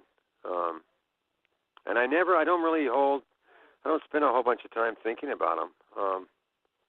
I just sort of had to, you just kind of, what's the old expression in the war? I don't know, something or rather, drop, lock, and reload or something. It's just like you just, you just learn to kind of step over people. It's not like I'm trying to kill anyone or hurt anyone, but it's like I just learned to step over people. Like my own survival is more important than, spending time on people that have already betrayed me. I just can't do it, and I just can't waste the time, and I don't trust them anymore. And they betrayed me once, twice, 3 times. No, I'm not going to waste any more time on it. Yeah. Well, you never know. Well, number one, we don't know what's going to happen in the future. Number two, there's other people out there, even within our own community, that we can trust, and that's right. out of it. You know, we may lose some friends, but we pick up some friends on the way, and that's the silver lining. That people believe me. I don't have to pretend, and I don't have to say I have fibromyalgia or whatever nonsense just to get by, you know. So, and that's another thing. I don't like having to say that, you know, and I don't know how you feel, like make things up because you can't share the truth because it's so, quote, unquote, unbelievable to the normal person. So that part's hard. Yeah, that's been really tough. Okay, so let me go to Vermont. I think Vermont is next here. And so, again, try to keep the questions short so everyone can have an opportunity. Stephen's a popular guest, so. Okay. Hi, Vermont. Thank you, Ella. Stephen, I wanted to thank you so much. So much what you said is so relevant, and I'm so sorry for your, the loss of your family, your children, and the 7 years that you were alone. I just can't imagine. Yeah, thanks. Yeah. And I'm so glad that you found Kim. That's wonderful. Yeah, thanks. Yeah, me too. And the other thing I wanted to say, I was glad to hear you mention Operation Paperclip and human experimentation. And as you go forward, I hope when you speak about the community, you always mention that, because some of us feel that this is actually all about human experimentation. Yeah. And I just wanted to mention 2 great books, Undue Risk by Jonathan Moreno and CIA Doctors by Colin Ross. Oh, I know the Colin Ross book, yeah. Good. Okay. And I guess the question I would have for you is how did you survive and come out of being homeless and like at the bottom on your own? You know, how did you get through that? What did you do?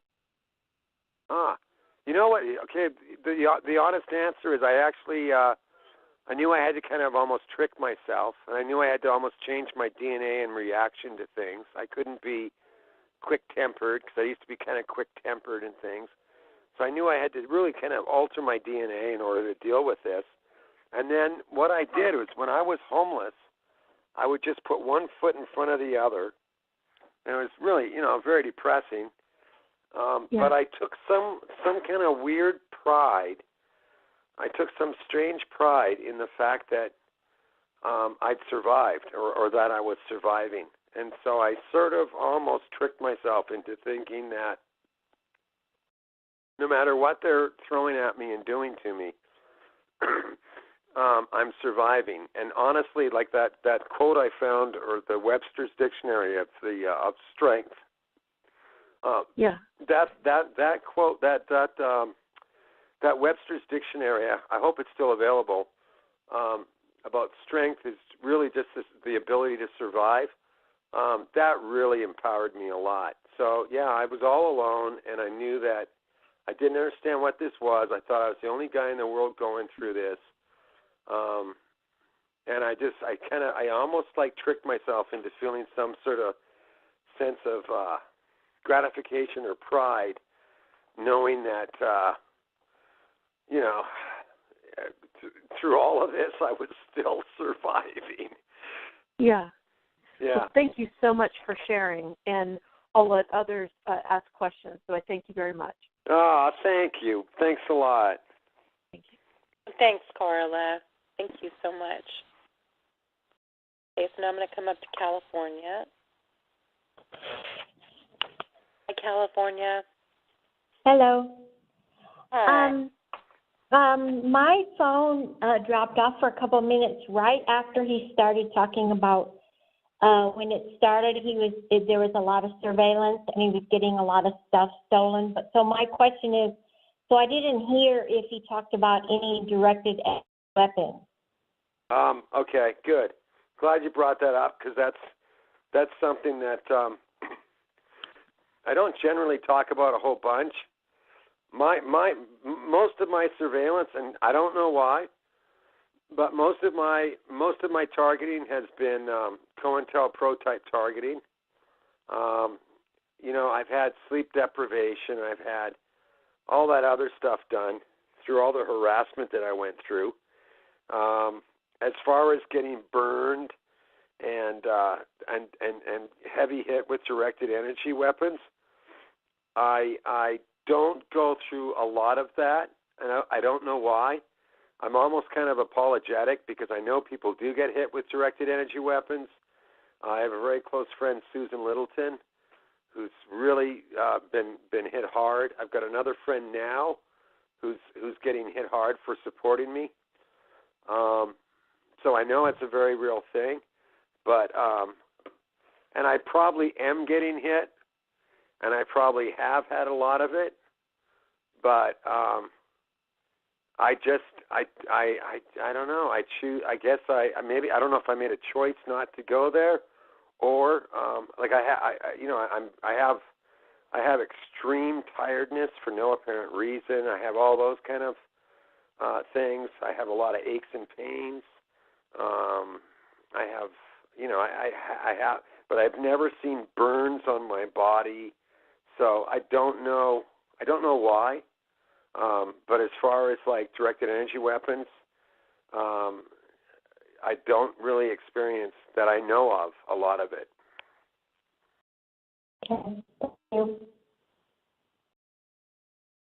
Okay. Well, thank you for answering her question.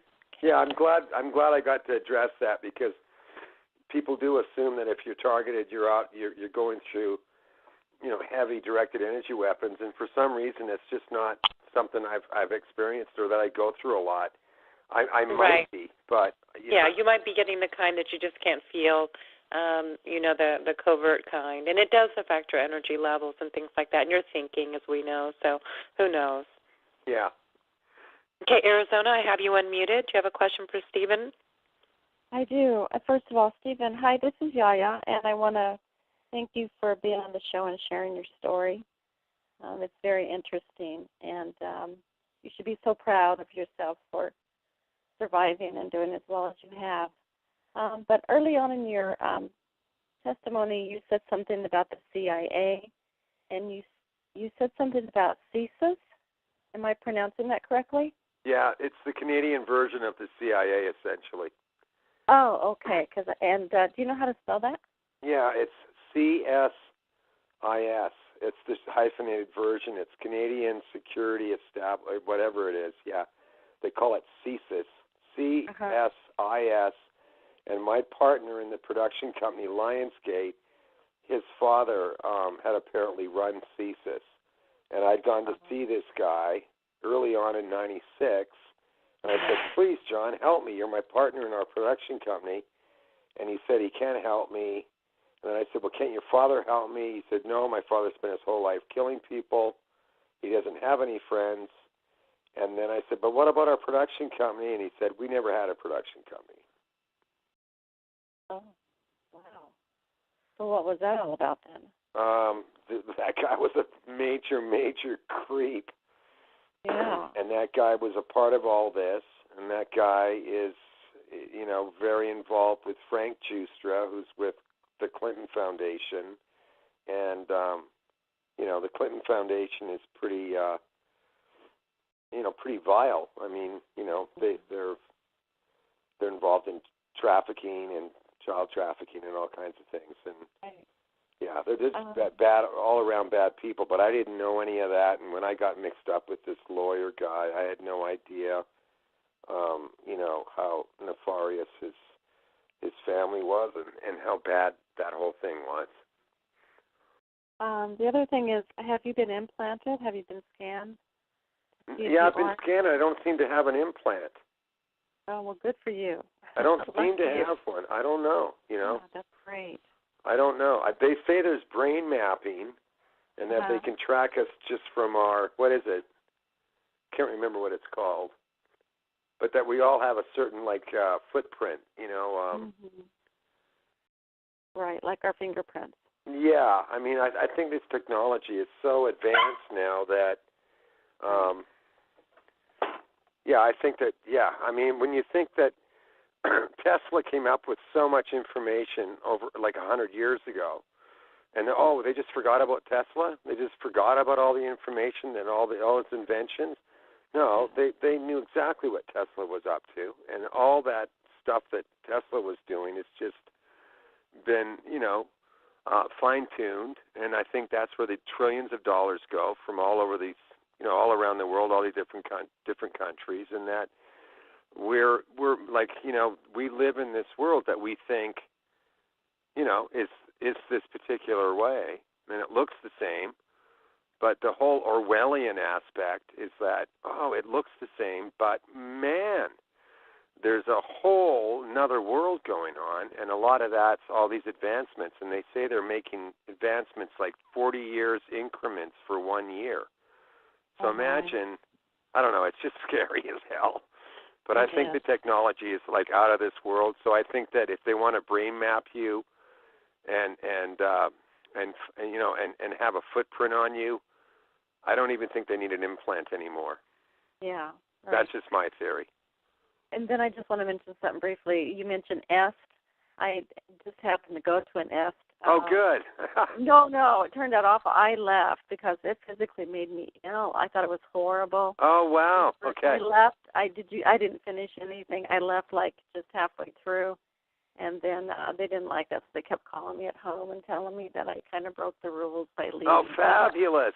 I physically had a physical reaction. I got physically sick. Okay, well, that's probably, EST in the form, when I look back and think about it, that was probably all a sub-project of the CIA or one of the agencies. And the guy that was my partner, his name's Richard Condon, and he took over for Werner Erhard or whatever his name was. Well, that guy was the biggest jerk, and he was so untrusting, and he was paranoid. He was the exact opposite, because when I first learned about EST in the Forum, I thought, it's about spiritual awakening, and it's about bringing to light the best qualities in you in this weekend workshop.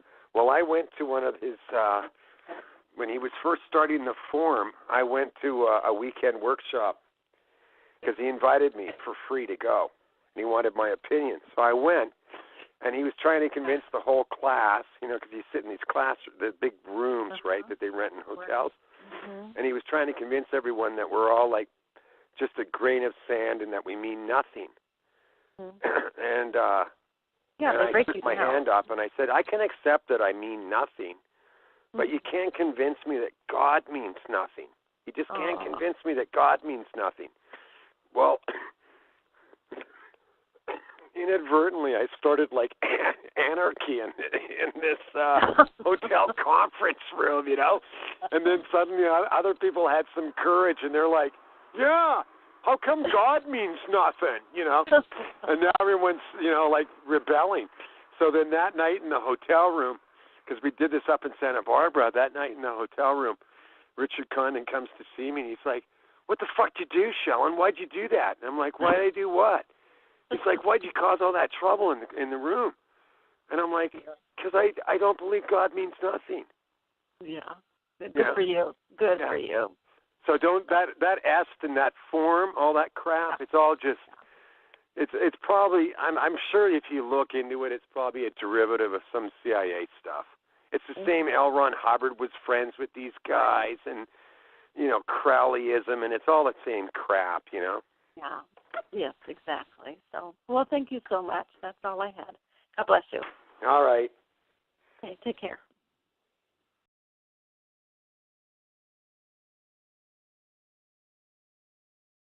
Hello? Oh, sorry about that. I had myself muted. Okay. Oh, I thought, oh, my God, I got ditched. Never. I'm having okay, self-esteem problems again. Hi, Utah. You're on the line. Do you have a question for Stephen? Yeah, hi. Hi. Hi. Hi, how are you? Good. Hey, I don't know if you watched the Techno Crime Fighters with Dr. Horton and Karen Stewart and what. Anyway, they have their little podcast debate. I don't know if you caught this, but they were talking about Lockheed Martin and how there's this gentleman named William Patrick Cox who has started this home network business, which is for TIs, for the people that attack TIs, in 48 of the 50 states. Have you heard about that? No. I just thought that was quite the bombshell. Is he trying to support TIs? No. It's a home-based business for people, for the perps. Oh my gosh! Give me this guy's name. It's William Patrick Cox. Is it Cox? COX? I think it's COX. Yeah. Okay.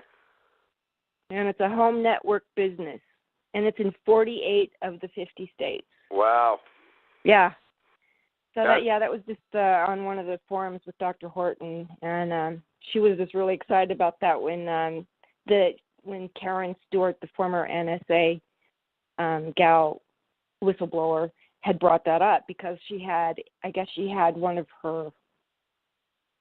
somebody was doing a lot of research for her, and they dug this up. And wow. So yeah, pretty interesting, huh? That's pretty creepy. Yeah, but thank you so much for your story. And for the definition, because that really brought me a lot of solace. Thank you. Oh, good. Which part did? Oh, the part with the dictionary. You know, when you were saying saying. The definition for strength. Yeah. Yes. Yeah. That helped me a lot. So thank you so much. Oh, good. Thank you. Okay. Have a good night.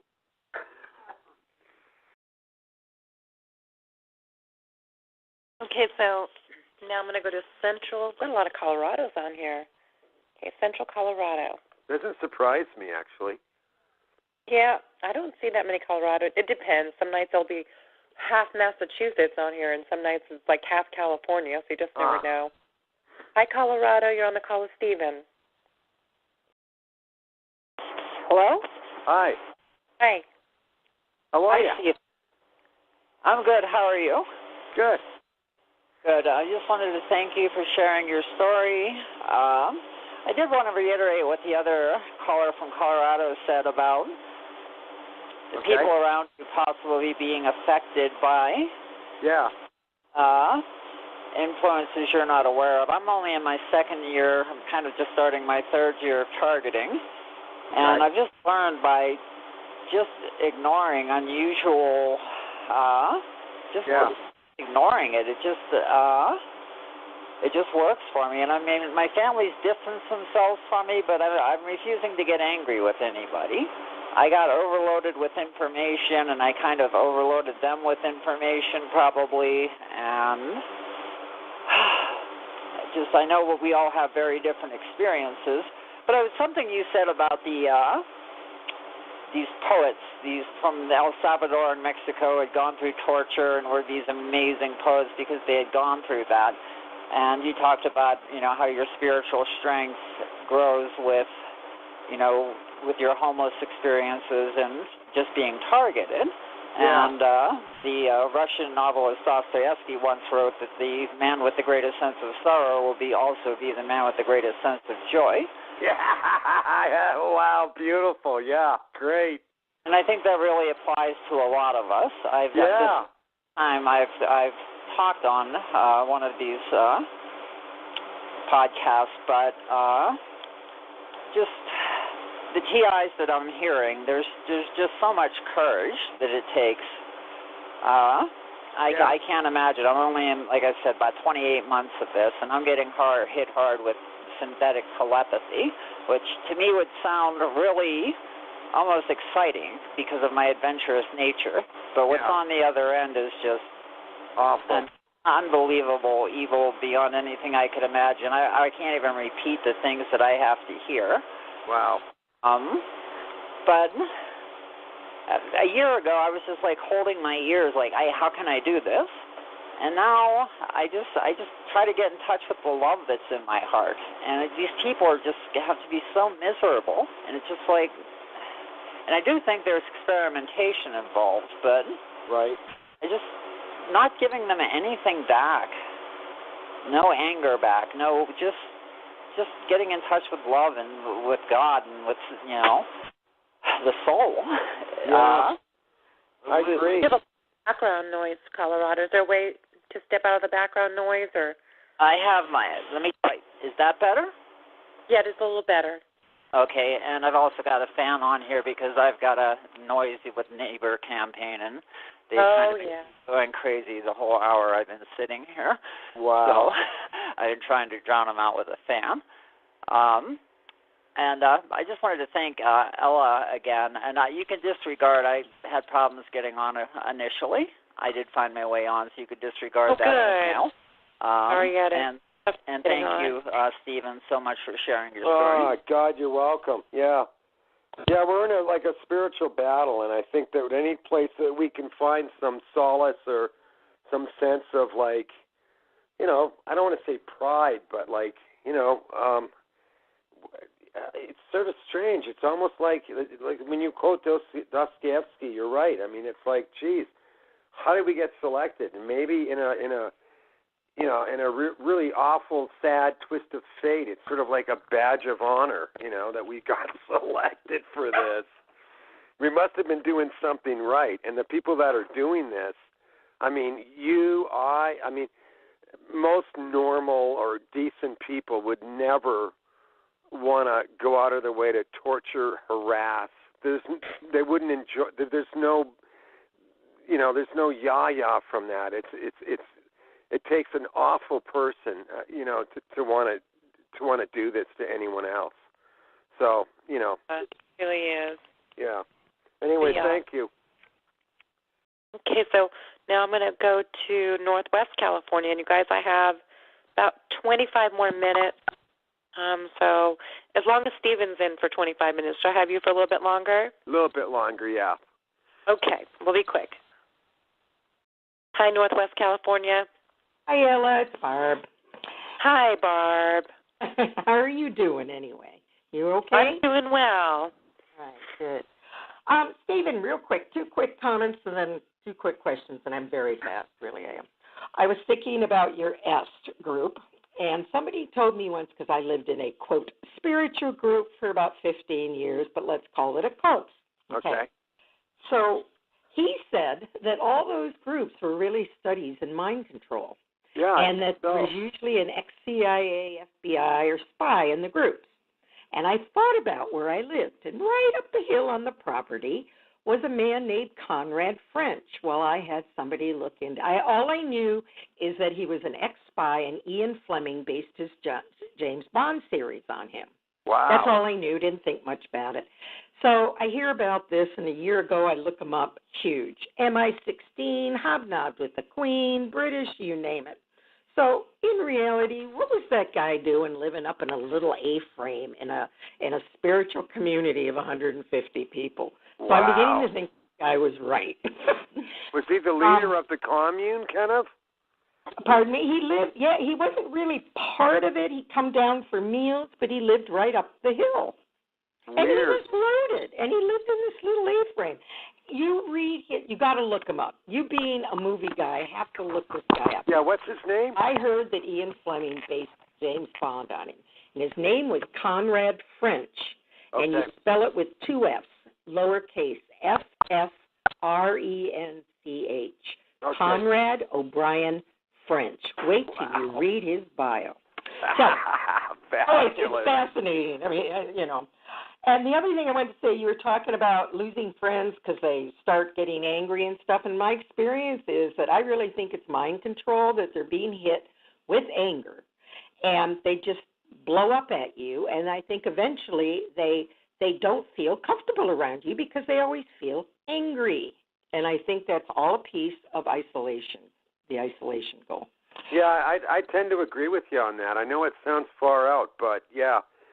Kim and I, Kim's never left me. Kim's always stuck by me. But collectively, her and I have had people, and I had it long before I met Kim for my whole, you know, solitary thing from 95 to 2002.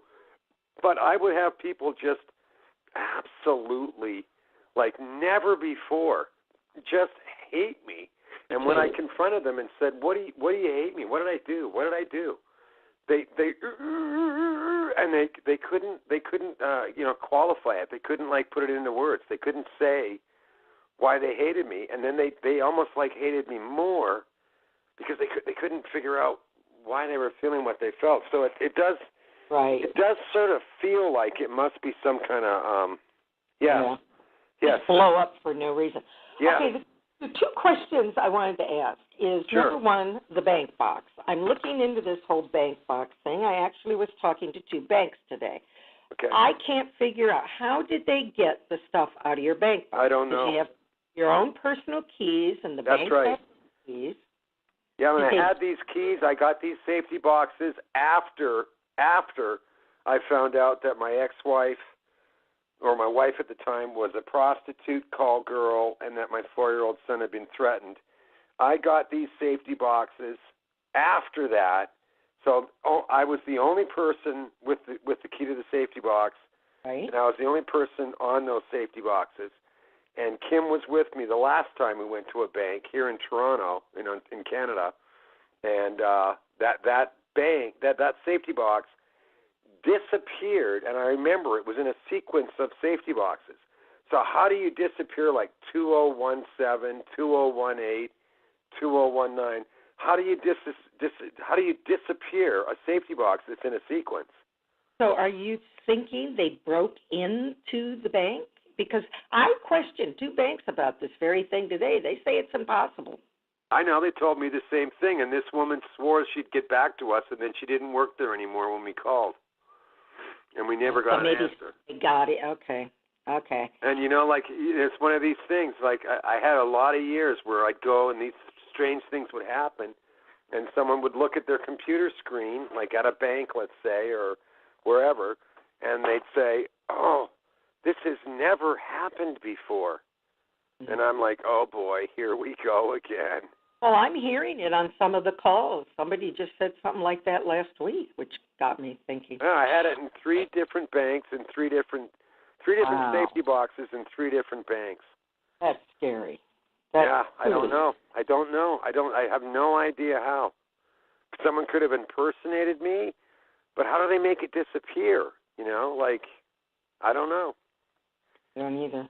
I also had the other thing I wanted to say, it was kind of sorry to hear that you had some people that you knew wanted to make documentaries on TIs. And I guess I can understand that it would be blocked.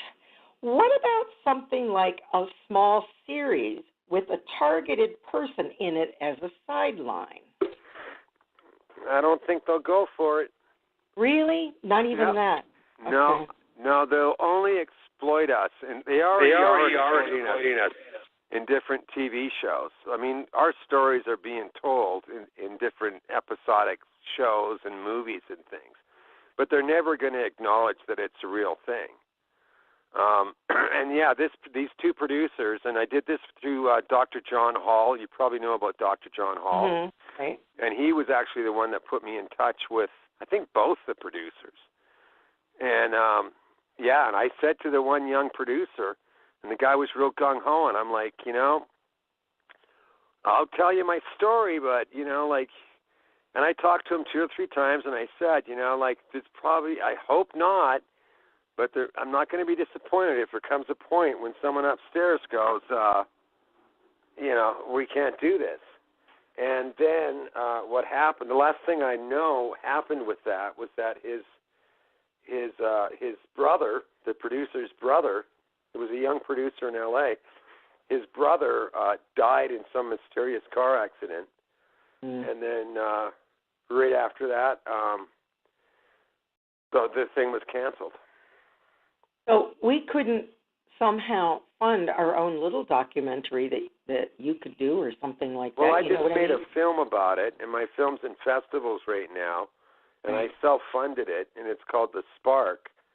But my problem is I'm trying to get it out into festivals right now, and not to sound paranoid, but I don't have a whole lot of faith, because everything I do with the internet, and especially my email, all that stuff is looked at. So when I submit it to festivals, I know that somebody else is watching it. I walked it in to a #1 festival in Montreal, Canada, one of the top festivals in the world, where I know the directors of that festival, where Wim Wenders and Spike Lee and people like that are on the board of directors, and that guy knows me from my short films. Well, I walked it in and hand-delivered it, and because they know me, they put it in the festival, and I had people that were TIs in Montreal, I had people crying at the end of the film, but I've had no success in getting it in any other festivals, and that's just something I've had to live with, for 21 years. It's like, I don't know how they do it. I think the film's really great. It's about being targeted. You don't know this guy is targeted. You think maybe halfway through the film that the character might be crazy, and it's really not until the end of the film that you realize he was telling the truth all along. And he meets up with the scientist, and she confirms everything for him, what's being done to him. But yeah, it's a great little film. I made it myself. I financed it myself. But getting it out there, this has been my greatest dilemma. What about Robert Redford and the Sundance? Nah, I don't trust Redford as far as I can throw him. Robert Redford is part of the problem. Robert Redford's very concerned with his image, and Robert Redford, I found out, is into, or was anyway, into call girls and trying to cover that up. So, Redford's never going to do anything to help me. Well, don't quit. You got it right in your hands. You couldn't get any closer. Yeah, well, I'm going to keep going on it, but I mean, it'd be nice if I met someone that has an alternative way to get it out and so people can see it, I mean, maybe even if people paid $3 to download it, something like that. I mean, I'm looking into those options, but right that now would I'm still on YouTube or something. Well, no, YouTube's not really the way to go, but I think there are other ways to do it. I just don't know what those are yet, but I'm kind of confident something's going to come up with that. I hope so. Yeah, okay. I do, and I want people to see it. Good work. Even I just something. Good work. You're so close. But forget. Thank you for being so honest. I mean, it was just enjoyable hearing you. You're just honest. Great. Thank you. From your heart, honest. So yeah. Thank you. So Stephen, you know what I just thought about?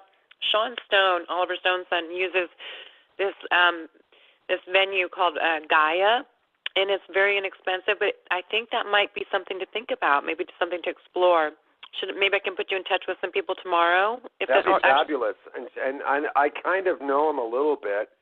I think I might have met him when he was a kid, because when I lived in Venice, his dad had a restaurant, or his dad had offices really like a block away from me. And, I think I met Sean when he was a kid, and I met him through a girl online, and I had a short exchange. But what he did is, when I did an interview recently, he reposted that interview I did on his Facebook page. So I thought, right on, Sean, good for you, Yeah, I don't know if Gaia is his platform per se. I know he uses it. So one way or another, we'll have to work that out, because he might know who's in charge or who to speak to at Gaia. Oh, Sean, he'd be great. And I love his mind. I mean, he's such an articulate, smart guy, So good. He's just a good human being. I think he really is, yeah. Ended up corrupt. He could have ended up like just one of those Hollywood party boys, and he didn't. So. Not at all. No, he graduated Princeton, and I think he did his, I don't know, his thesis or something on banking. New World Order, yeah. Was that it? And then he discovered all this stuff, and yet he actually had the integrity to, like, oh my God, this is going on, and it. Yeah. Yeah, I know. He's a really good guy, Sean Stone. Super nice. And I saw him the first time I actually saw him, older at least, was on one of those Jesse Ventura ones with Jesse's son and him, and I'm like, oh my God, he believes in our cause and everything. So yeah, we'll have to touch base about that in the next couple of days. So that'd be great, yeah. Okay. All right, so let me go to Virginia. So we just have time for a couple more questions, guys. Hi, East Virginia. Thank you for joining us. Hi, Virginia. She might have fallen asleep. Do you know Virginia? Yeah, I know Miss Virginia, but she's sleeping, I have a feeling. So I'm going to go up to Massachusetts. Hi, Massachusetts. Hi, Ella. Thank you very much. Oh, hi, Kate. How you doing? I'm doing okay. It's good to hear your voice. Well, I want to thank you so much for having Stephen on, because I I think for the first time I feel very comfortable with having my family listen to this recording because he presents himself so well. Thank you, Stephen. Oh, God, that's the greatest compliment. Thanks a lot. Oh, really? I mean, it's definitely going to make a difference for a lot of people. So thank you for doing this. Oh, thank you. You gave me a great compliment. That's just great. Hey, I also wanted to mention, I know Carla earlier mentioned a couple of books, and I wanted to mention another book that came out more recently about the Phoenix program. And the reason I wanted to mention that, it's by Doug Valentine, called The CIA as Organized Crime. And the reason I wanted to mention it, you talked a little bit about the forum, and, you know, I think I did some research and found that in the late 70s that Scientology, the CIA, and the NSA all intersected in their work. Right. Yeah, I could not believe. And, you know, to me, Satanism is all part of that. Absolutely. So it's at the top levels of Scientology. That's what it's all about, and that's what L. Ron Hubbard and Jack Parsons were into. Right, yeah. And the guy, I think his name was John Hart. I don't know if I have his first name right, but he was the first guy over in Vietnam to run the Phoenix program. And at the time in the book, it quotes that he wanted that program to go worldwide. And so it looks pretty obvious that that's what they turned it into, is it was a violent COINTELPRO, you know, killings and everything. And, you know, I just thought that it was important to keep in mind that the reason research, human research, needs to be mentioned all the time is these organizations are pushing human research and torture and everything through all these connections that they have. It all comes together. Yep. Yeah, and I think we're going to be doing a survey under William Benny from the NSA, and I do hope you will participate because there's a lot of people that are coming forward that are willing to participate in the survey, and I think it's going to make a big difference when we put all the data. I didn't know Benny was going to do that. When was that decided? Well, we've been working on it for over a year now, and we have it ready to go. It's just, you know, Bill is very, very busy, and, you know, trying to do a final meeting, I don't know how long it'll take, but we're hoping very, very soon. Yeah, good. And, you know, they're getting some very amazing people coming forward, including psychiatrists that have, Finally. You know, yeah, and who have actually been attacked. And you said earlier, I don't know if you said your girlfriend or your girlfriend's mother was in the field. She was a psychiatric nurse. Was her mother or? Yeah, her mother was a psychiatric nurse. Did she ever say that she ran into this? Yeah, no, she didn't. But Kim had asked her mom, "Do you think Stephen's crazy?" Oh. Kim's mom, thank God, because her mom's known me since I was 16.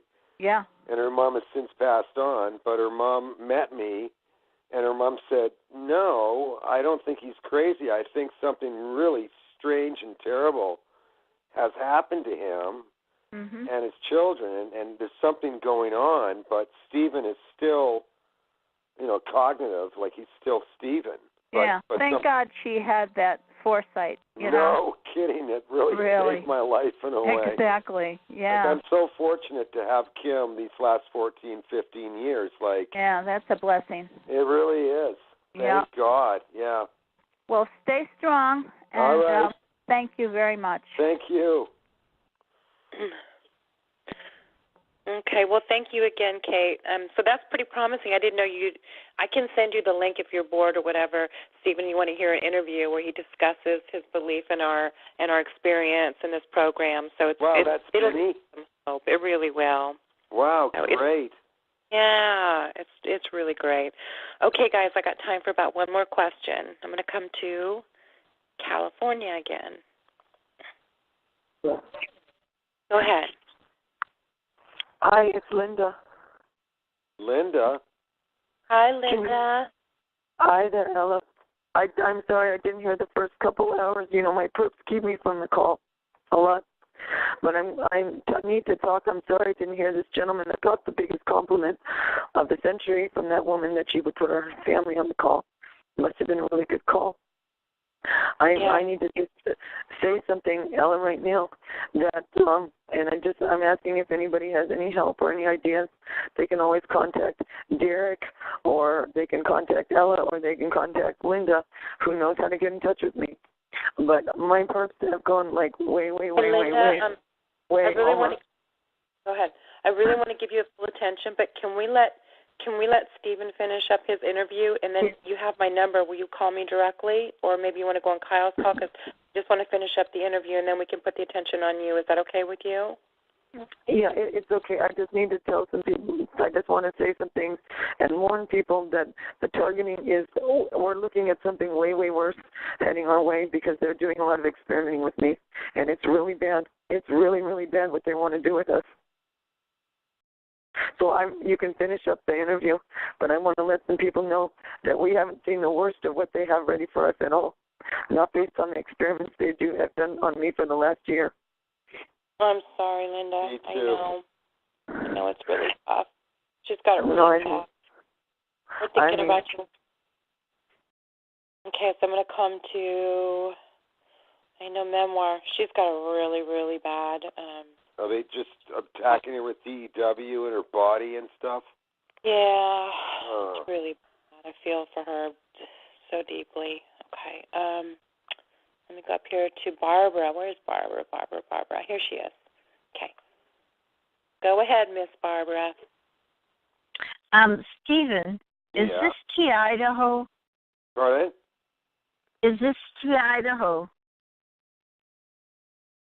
I'm sorry, I didn't hear you. T Idaho. Did you used to do a talk show call, and your handle was T Idaho? No.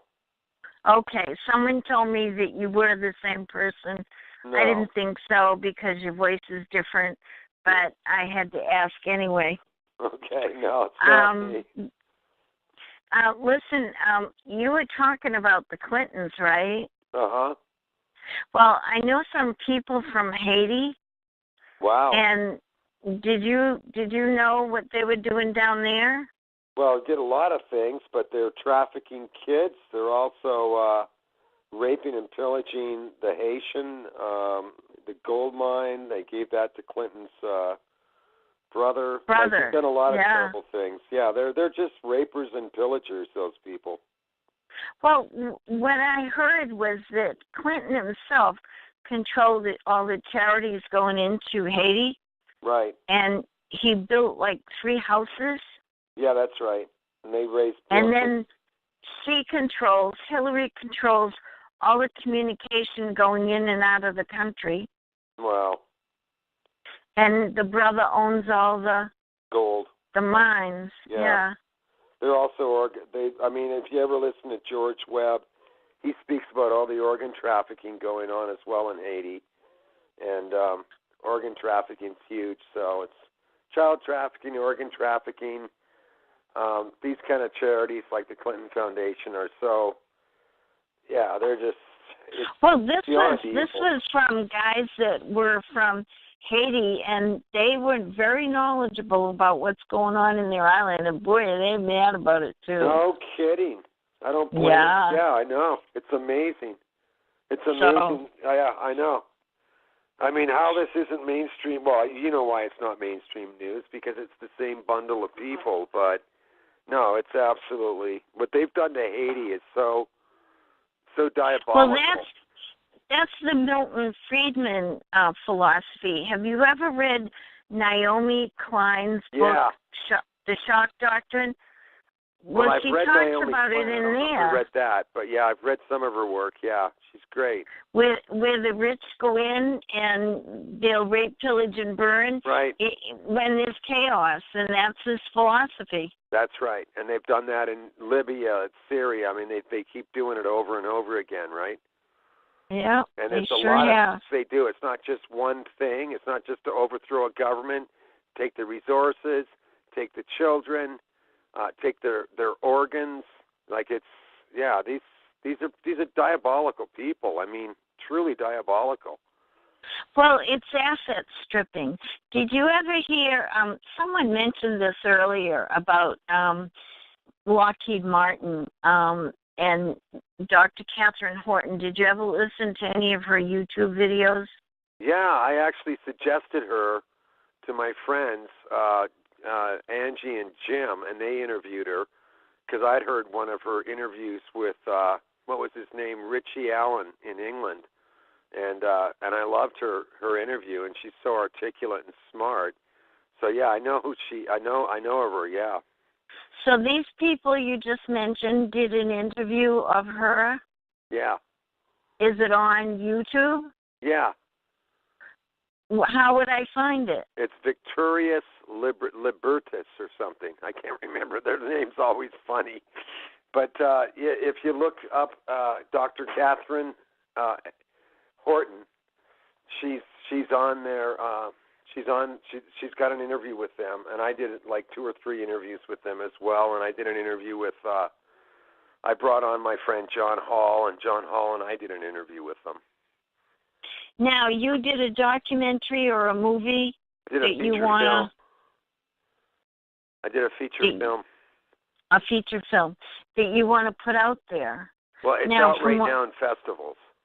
And I'm submitting it to festivals, but it's a film. Like it's not a documentary. It's like it tells the story about this photographer who falls under deep surveillance, and he doesn't know why. And then it sort of unravels from there. Now, when is the last time you tried to push that on a festival? Not push it on, but put it into a festival. Oh, I've done that for the last couple of months. Oh, you have, and you haven't got any. I've had 2 or 3 responses, but not a lot. And I know that my emails are compromised and stuff like that, so I can't worry about everything. But I know that it went in one of the best festivals in the world, the Festival de Nouveau Cinema in Montreal, and it was, I did very well there. So it's not like I'm not like feeling insecure. Oh, it's this really awful film that nobody wants. But as far as who's watching my emails and what's said behind my back and how things are undermined, 21 years later, it's like. Like in the first year, if I'd said that, maybe people could say I was, being paranoid or crazy. But I know that, things are compromised that I try to get out. Are you going to try to keep putting that documentary out?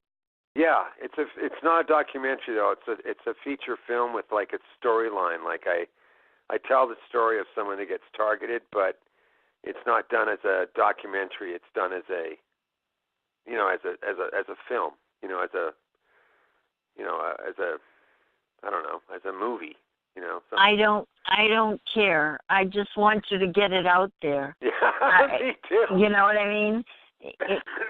Me too. I mean, have you thought of like